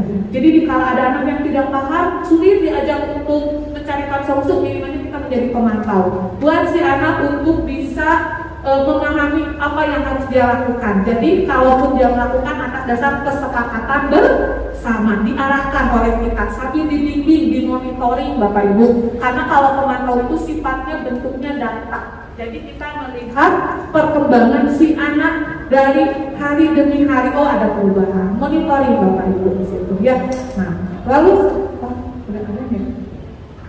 Lalu selanjutnya teman. Di sini kalau kita menghadapi kala memang si anak itu butuh pendekatan lebih mendalam sehingga si anak bisa lebih terbuka kepada kita. Ini di sini ada Bapak Pendidikan Nasional Ki Hajar Dewantara mengatakan bahwa filosofinya ingarso sumtulono ilmadia mengungkasa kuturi handa yani. Di depan memberi contoh, di tengah memberi semangat, di belakang memberi dorongan. Itu mudah-mudahan menjadi salah satu upaya kita sebagai guru, tujuan kita, di mana selalu memberikan contoh yang baik kepada peserta didik kita, memberikan semangat dan memberikan dorongan. Di sini ada segitiga restitusi yang sudah tadi dilakukan oleh Ibu yang di gambar terakhir yang sebagai manajer. Ada kegiatannya yaitu menstabilkan identitas, validasi tindakan yang salah, dan menanyakan keyakinan. Ada pertanyaan-pertanyaan seperti menstabilkan identitas, menanyakan kira-kira kenapa bahwa kesalahan itu hal yang wajar misalkan ke anak, itu salah satu yang bisa kita sebutkan. Lalu kita tinggal mencarikan validasi tindakan yang salah, kira-kira alasan kamu kenapa melakukan itu, bentuk keyakinan apa yang sudah kamu langgar, nah itu. Lalu terakhir adalah dengan menanyakan keyakinan yang berkaitan dengan tingkah laku rencana dia dalam upaya perpindahan harapan menjadi orang yang dia harapkan. Jadi solusi yang akan dilakukan siswa tersebut. Jadi di dalam kegiatan, di saat Ibu menjadi manajer, Ibu harus bisa melakukan yang namanya segitiga restitusi ini, yaitu menstabilkan identitas, validasi tindakan yang salah, dan menanyakan keyakinan. Ya, mungkin untuk videonya nampaknya semuanya Bapak Ibu juga sudah tadi melihat ya yang Ibu tadi barusan dilakukan. Maka yang terakhir adalah untuk kesimpulan, guru berperan dalam menciptakan budaya positif di sekolah. Peran kontrol guru sebagai manajer merupakan salah satu upaya yang bisa dilakukan dalam terciptanya disiplin positif melalui restitusi dan melibatkan siswa dalam membuat keyakinan kelas atau sekolah, yaitu yang penanaman nilai-nilai kebajikan, yang diharapkan siswa dapat bertanggung jawab, memiliki motivasi intrinsik terhadap apa yang dilakukan karena berdasar pada nilai-nilai kebajikan.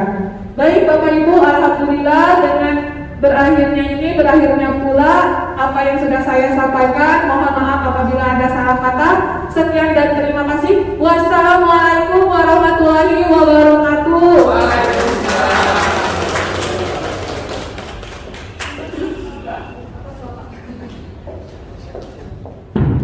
Alhamdulillah kita semua hari ini mendapatkan ilmu pencerahan terkait dengan pengembangan kedisiplinan di sekolah.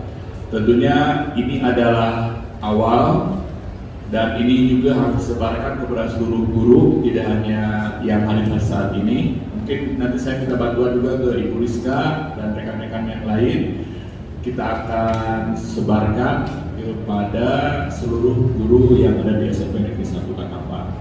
Sekali lagi terima kasih kepada Ibu Rizka, kepada rekan-rekan yang hadir pada hari ini. Mudah-mudahan kita semua mendapatkan hikmah dari pertemuan ini, dan dengan mengucap alhamdulillahirobbilalamin, kegiatan sosialisasi budaya positif di SMP Negeri 1 Katapang secara resmi ditutup. Wassalamualaikum warahmatullahi wabarakatuh.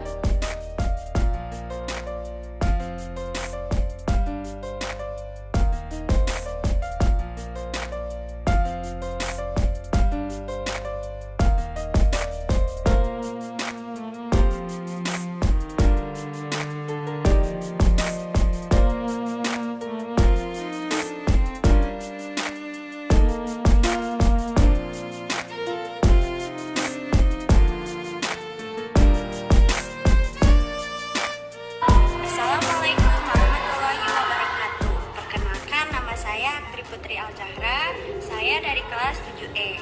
Saya akan melakukan refleksi dan timbal balik dari kegiatan yang telah dilakukan. Peristiwa, kami melakukan kegiatan berdiskusi kelompok untuk membuat keyakinan kelas berdasarkan profil pelajar Pancasila. Perasaan saya saat mengikuti kegiatan ini adalah senang karena bisa bertukar pikiran dengan teman saat membuat keyakinan kelas, bisa mengetahui profil pelajar Pancasila dari tadinya tidak tahu, dan bisa semakin meningkatkan dan mengembangkan nilai-nilai kebajikan yang bersumber dari profil pelajar Pancasila. Pembelajaran dari awalnya tidak tahu tentang profil pelajar Pancasila jadi tahu, dan awalnya kita melakukan kegiatan-kegiatan di sekolah karena perintah guru. Sekarang bagaimana caranya? Saya melakukan semua itu harus atas kesadaran diri sendiri. Perubahan yang saya alami setelah kegiatan ini, saya akan melakukan keyakinan kelas yang mencerminkan profil pelajar Pancasila yang telah disepakati bersama atas dasar kesadaran dalam diri saya sendiri. Terima kasih. Wassalamualaikum warahmatullahi wabarakatuh. Assalamualaikum warahmatullahi wabarakatuh. Nama saya Ahmad Taufik, saya wali kelas 7D. Kemarin kami bersama Ibu Rizka sudah membuat keyakinan kelas bersama anak-anak kelas 7D. Ini adalah hal yang menarik dan baru bagi kami.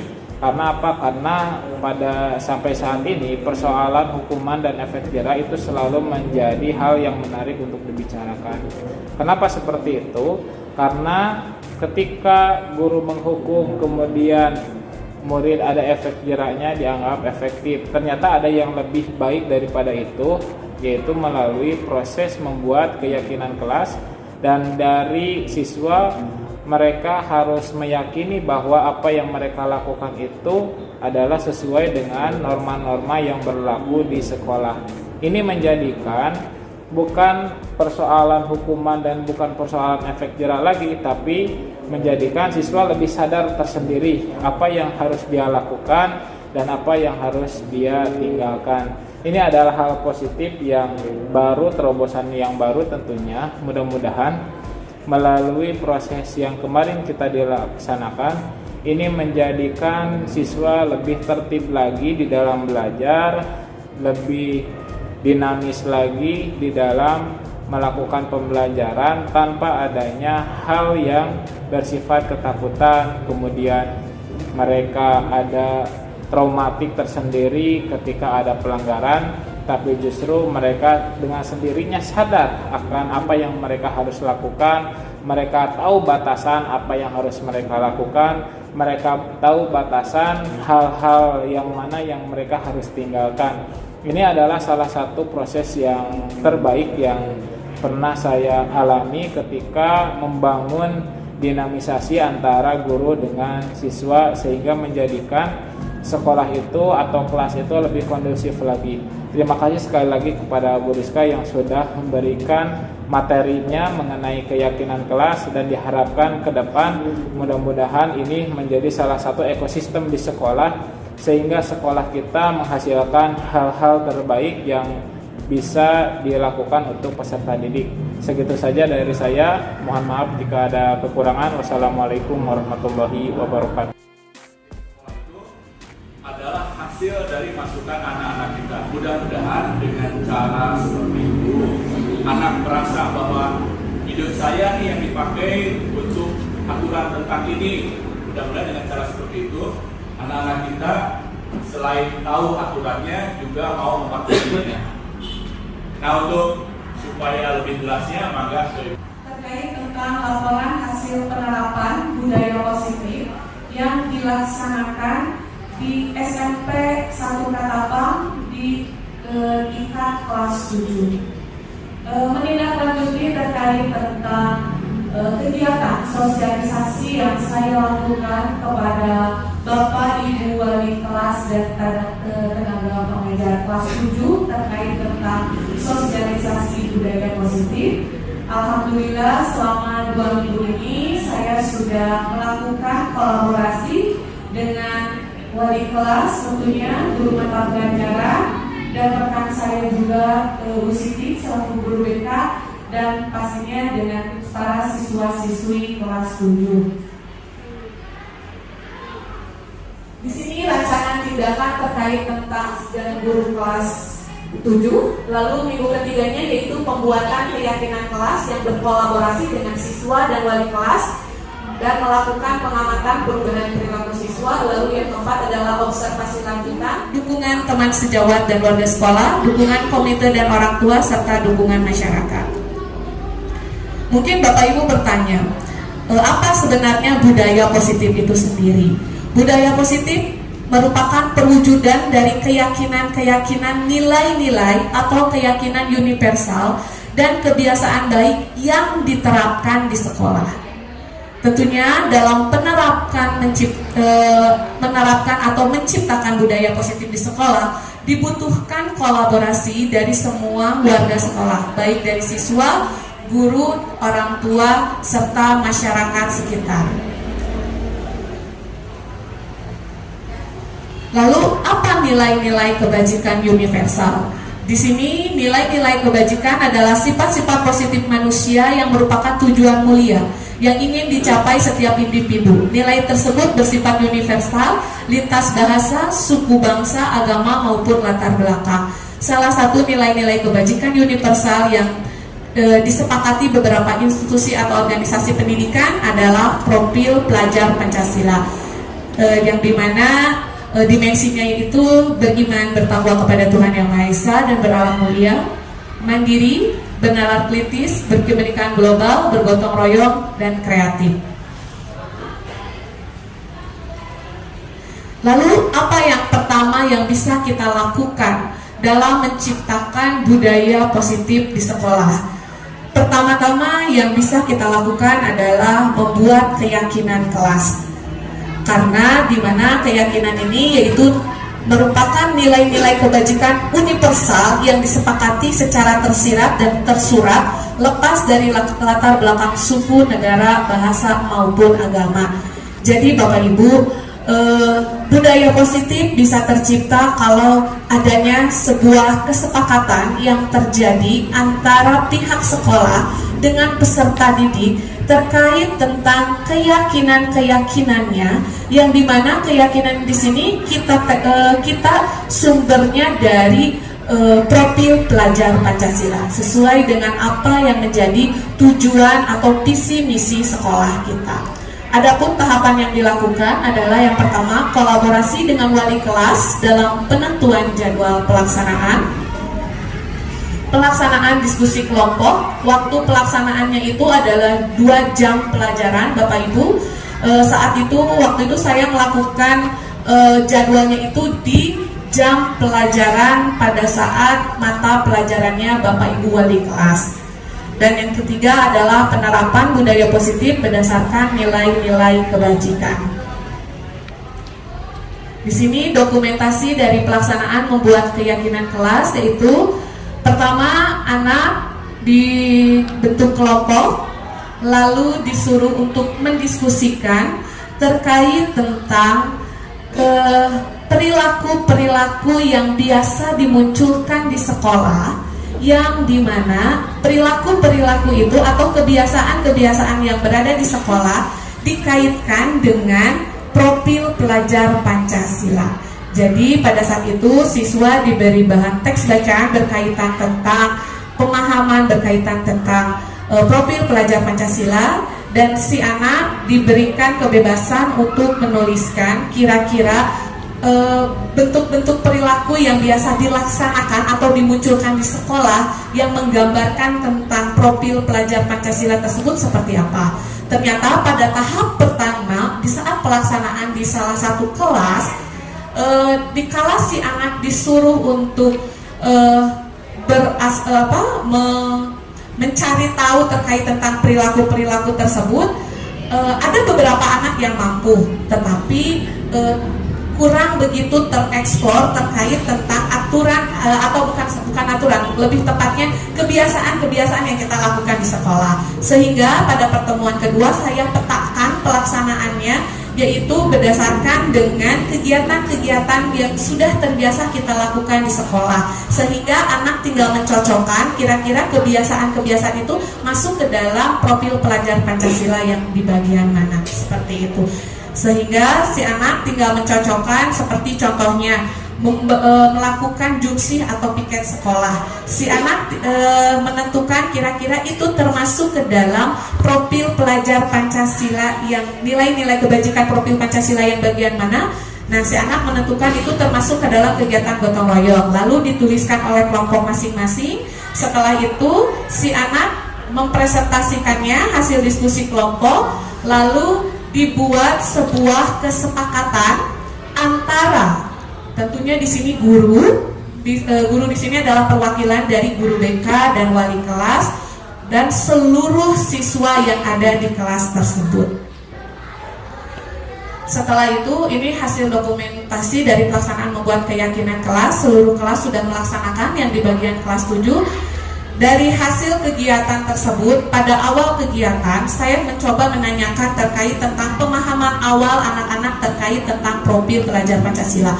Ternyata anak kelas 7, mulai dari kelas 7A sampai kelas 7F siswa binaan saya, itu cuma 1 orang Bapak yang tahu tentang dimensi profil Pancasila. Yang lainnya pas ditanya tahu nggak dimensinya apa saja, kira-kira mereka lupa katanya. Ada yang lupa, ada yang ingat sebagian, seperti itu. Sehingga setelah setelah kita melaksanakan membuat keyakinan kelas ini, yang dimana kita menekankan kepada nilai-nilai kebajikan yang bersumber dari profil pelajar Pancasila, si anak mengenal terkait tentang apa saja yang menjadi dimensi profil pelajar Pancasila. Dan ini salah satu bentuk umpan balik dari kegiatan profil pelajar Pancasila. Assalamualaikum warahmatullahi wabarakatuh. Perkenalkan, nama saya Triputri Alchandra. Saya dari kelas 7E.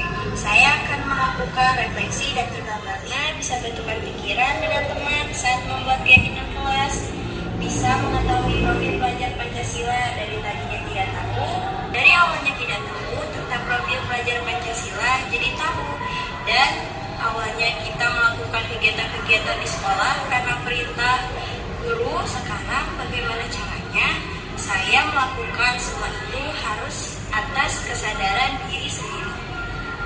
Perubahan yang saya alami setelah kegiatan ini, saya akan melakukan keyakinan kelas yang mencerminkan profil pelajar Pancasila yang telah disepakati bersama atas dasar kesadaran dalam diri saya sendiri. Terima kasih. Wassalamualaikum warahmatullahi wabarakatuh. Kelas bersama anak-anak kelas 7B. Ini adalah hal yang menarik dan baru bagi kami. Karena apa? Karena sampai saat ini persoalan hukuman dan efek jerah itu selalu menjadi hal yang menarik untuk dibicarakan. Kenapa seperti itu? Karena ketika guru menghukum kemudian murid ada efek jerahnya dianggap efektif. Ternyata ada yang lebih baik daripada itu, yaitu melalui proses membuat keyakinan kelas, dan dari siswa mereka harus meyakini bahwa apa yang mereka lakukan itu adalah sesuai dengan norma-norma yang berlaku di sekolah. Ini menjadikan bukan persoalan hukuman dan bukan persoalan efek jerah lagi, tapi menjadikan siswa lebih sadar tersendiri apa yang harus dia lakukan dan apa yang harus dia tinggalkan. Ini adalah hal positif yang baru, terobosan yang baru tentunya. Mudah-mudahan melalui proses yang kemarin kita dilaksanakan, ini menjadikan siswa lebih tertib lagi di dalam belajar, lebih dinamis lagi di dalam melakukan pembelajaran tanpa adanya hal yang bersifat ketakutan, kemudian mereka ada traumatik tersendiri ketika ada pelanggaran, tapi justru mereka dengan sendirinya sadar akan apa yang mereka harus lakukan. Mereka tahu batasan apa yang harus mereka lakukan. Mereka tahu batasan hal-hal yang mana yang mereka harus tinggalkan. Ini adalah salah satu proses yang terbaik yang pernah saya alami ketika membangun dinamisasi antara guru dengan siswa, sehingga menjadikan sekolah itu atau kelas itu lebih kondusif lagi. Terima kasih sekali lagi kepada Bu Rizka yang sudah memberikan materinya mengenai keyakinan kelas, dan diharapkan ke depan mudah-mudahan ini menjadi salah satu ekosistem di sekolah, sehingga sekolah kita menghasilkan hal-hal terbaik yang bisa dilakukan untuk peserta didik. Segitu saja dari saya. Mohon maaf jika ada kekurangan. Wassalamualaikum warahmatullahi wabarakatuh. Waalaikumsalam warahmatullahi wabarakatuh. Ya, demikian Bapak Ibu perihal umpan balik yang dilakukan oleh salah satu siswa kita dan rekan kita yang telah kita lakukan, di mana jelas sekali bahwa awal mula di kelas saya menanyakan kepada anak, kamu melaksanakan ke sekolah dengan tepat waktu itu atas dasar apa? Kebanyakan mereka mengatakan bahwa atas dasar takut dihukum, atas dasar karena memang aturan sekolah harus demikian. Terus kamu melaksanakan upacara itu kenapa? Karena aturan sekolah. Jadi di dalam mereka itu masih mempersepsikan bahwa segala sesuatu yang mereka lakukan itu atas dasar peraturan yang harus dilaksanakan dan bukan atas dasar kesadaran mereka untuk mau melakukannya. Sehingga pada saat saya menanyakan kepada anak, dikala kamu mengenakan helm, kata saya kepada anak, kira-kira helm itu kenapa? Ada yang mengatakan karena saya takut polisi, ada yang bilang karena saya memang untuk keselamatan. Nah di situ saya mau berusaha kepada anak untuk bisa membedakan mana yang menjadi peraturan, mana yang menjadi keyakinan. Kalau seseorang anak yang masih mengatakan bahwa dia melakukan atas dasar takut karena polisi, berarti dia hanya sekedar melakukan apa yang menjadi aturan yang akhirnya itu merupakan masih bersifat motivasi ekstrinsik dalam siswa. Dibanding dengan si anak yang mengatakan bahwa hal itu karena demi keselamatannya, itu merupakan sudah menjadi keyakinannya. Sehingga saya kaitkan perihal terkait tentang kegiatan-kegiatan di sekolah. Saya tanyakan, kalau misalkan kamu di sekolah kira-kira datang ke sekolah atas dasar bentuk karena aturan, berarti masih dalam bentuk bahwa kamu termotivasi melakukannya atas dasar ekstrinsik, belum intrinsik.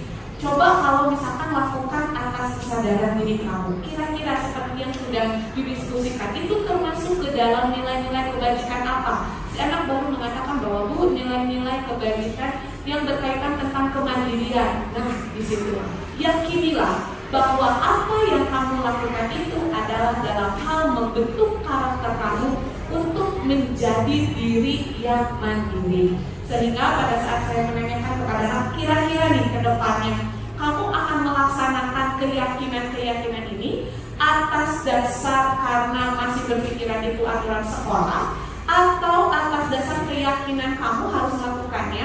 Kalau kamu ternyata tidak melakukannya, apa kira-kira yang bisa kalian terima? Sehingga kita membuat kesepakatan, yaitu bentuknya adalah konsekuensi. Jadi kalau dulu kita masih menganggap bahwa kalau peraturan itu kaitannya dengan hukuman, kalau dengan keyakinan-keyakinan kelas ini, kalaupun si anak melakukan sebuah pelanggaran atau tidak melakukan keyakinan-keyakinannya tersebut, maka anak tersebut memperoleh konsekuensi sesuai kesepakatan yang dibuat antara siswa itu sendiri dengan pihak yang yang bersangkutan, atau dalam hal ini bisa jadi dengan guru, seperti itu. Nah, lalu bagaimana kira-kira pendekatan apa yang bisa dilakukan? Yang bisa dilakukan di sini adalah selain kita membuat keyakinan kelas dalam mewujudkan budaya positif di sekolah yang dimana merujuk kepada disiplin positif, ada sebuah pendekatan yang bisa kita lakukan, yaitu yang namanya pendekatan restitusi, yang dimana pendekatan ini sebuah cara dalam menanamkan disiplin positif kepada peserta didik. Di sini restitusi proses menciptakan kondisi bagi murid untuk memperbaiki kesalahannya mereka, sehingga mereka bisa kembali ke kelompok mereka dengan karakter yang lebih baik.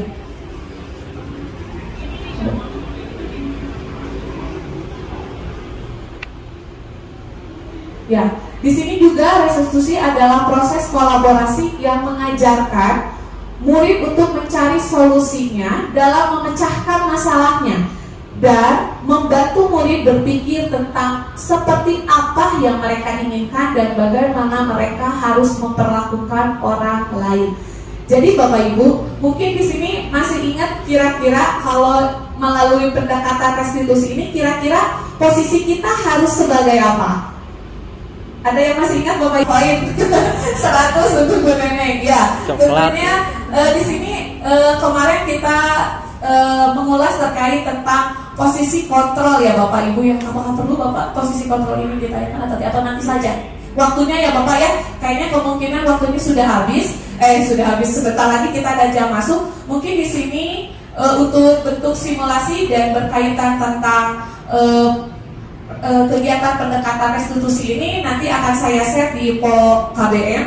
Begitupun dari hasil kegiatan pendekatan restitusi yang dilakukan, yaitu di mana si anak diberi kemampuan untuk mampu memecahkan masalahnya melalui solusi yang mereka dari solusi mereka yang dipikirkan, begitu Bapak Ibu. Jadi di sini terlihat bahwa saya memiliki pengalaman ini kepada salah satu siswa kelas 8, di mana dapat laporan dari orang tuanya bahwa siswi tersebut memperoleh bullying Pak dari temannya saat kemarin itu. Lalu saya lakukan proses pendekatan restitusi, di mana si anak yang dibully dengan pembuli itu saling menunjukkan terkait tentang perilaku-perilaku mana yang sebenarnya, keyakinan mana yang sudah mereka langgar. Ternyata di antara terjadinya pembulian itu memang salah satunya keterkaitan Bapak. Kenapa si itu membuli anak tersebut? Karena memang anak tersebut melakukan perilaku yang kurang kurang mungkin disukai oleh kelompoknya, sehingga terjadilah perkuliahan yang akhirnya dibuatlah sebuah kesepakatan kelompok yang akhirnya alhamdulillah siswa tersebut bisa menjalin hubungan yang lebih baik sampai orang tuanya saat itu mengabari, alhamdulillah Bu Rizka, anak saya bilang katanya sekarang bisa berteman dengan teman-temannya. Itu salah satu dari hasil kegiatan pendekatan restitusi yang saya lakukan, dan begitupun dengan kolaborasi dengan orang tua dalam pemberian penanganan terhadap anaknya melalui pendekatan restitusi. Kesimpulannya dalam hal ini adalah guru berperan dalam menciptakan budaya positif di sekolah. Peran guru sebagai manajer yang dimana merupakan salah satu upaya yang bisa dilakukan dalam terciptanya disiplin positif melalui pendekatan restitusi dan melibatkan siswa dalam membuat keyakinan kelas atau sekolah dalam penanaman nilai-nilai kebajikan yang diharapkan siswa dapat bertanggung jawab berdasarkan motivasi intrinsiknya terhadap apa yang dilakukan berdasar pada nilai-nilai kebajikan universal, yaitu menuju kepada karakter pelajar Pancasila. Bapak Ibu, mudah-mudahan dengan apa yang sudah saya lakukan di kelas 7 ini bisa menjadi salah satu upaya yang bisa kita lakukan ke depannya bagi kelas 8 dan kelas 9 dalam melakukan keyakinan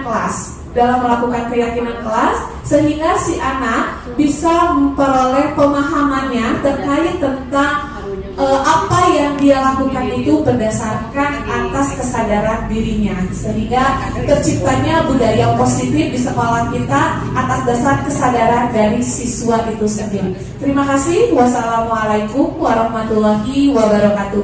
Kata-kata terakhir saya untuk Bapak Ibu sebagai pendidik, dari mana pesan ini dari Bapak Pendidik Nasional Ki Hajar Dewantara. Marilah kita menjadi ingat sasung tolodok di depan memberi contoh, ingmadia mangun kasa di tengah memberi semangat, tuturi handayani di belakang memberi dorongan. Yang insya Allah tujuan kita mulia, yaitu untuk membentuk karakter peserta didik kita menjadi profil pelajar Pancasila. Terima kasih. Wassalamualaikum warahmatullahi wabarakatuh.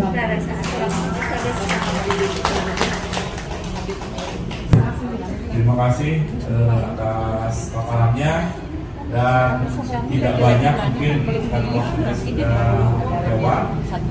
Untuk itu kita tutup saja dari pagi ini. Terima kasih atas perhatiannya untuk semuanya. Wabillahi taufiq wal hidayah. Wassalamualaikum warahmatullahi wabarakatuh. Assalamualaikum warahmatullahi wabarakatuh. Nama saya Ecep Rohmat, wali kelas 9B.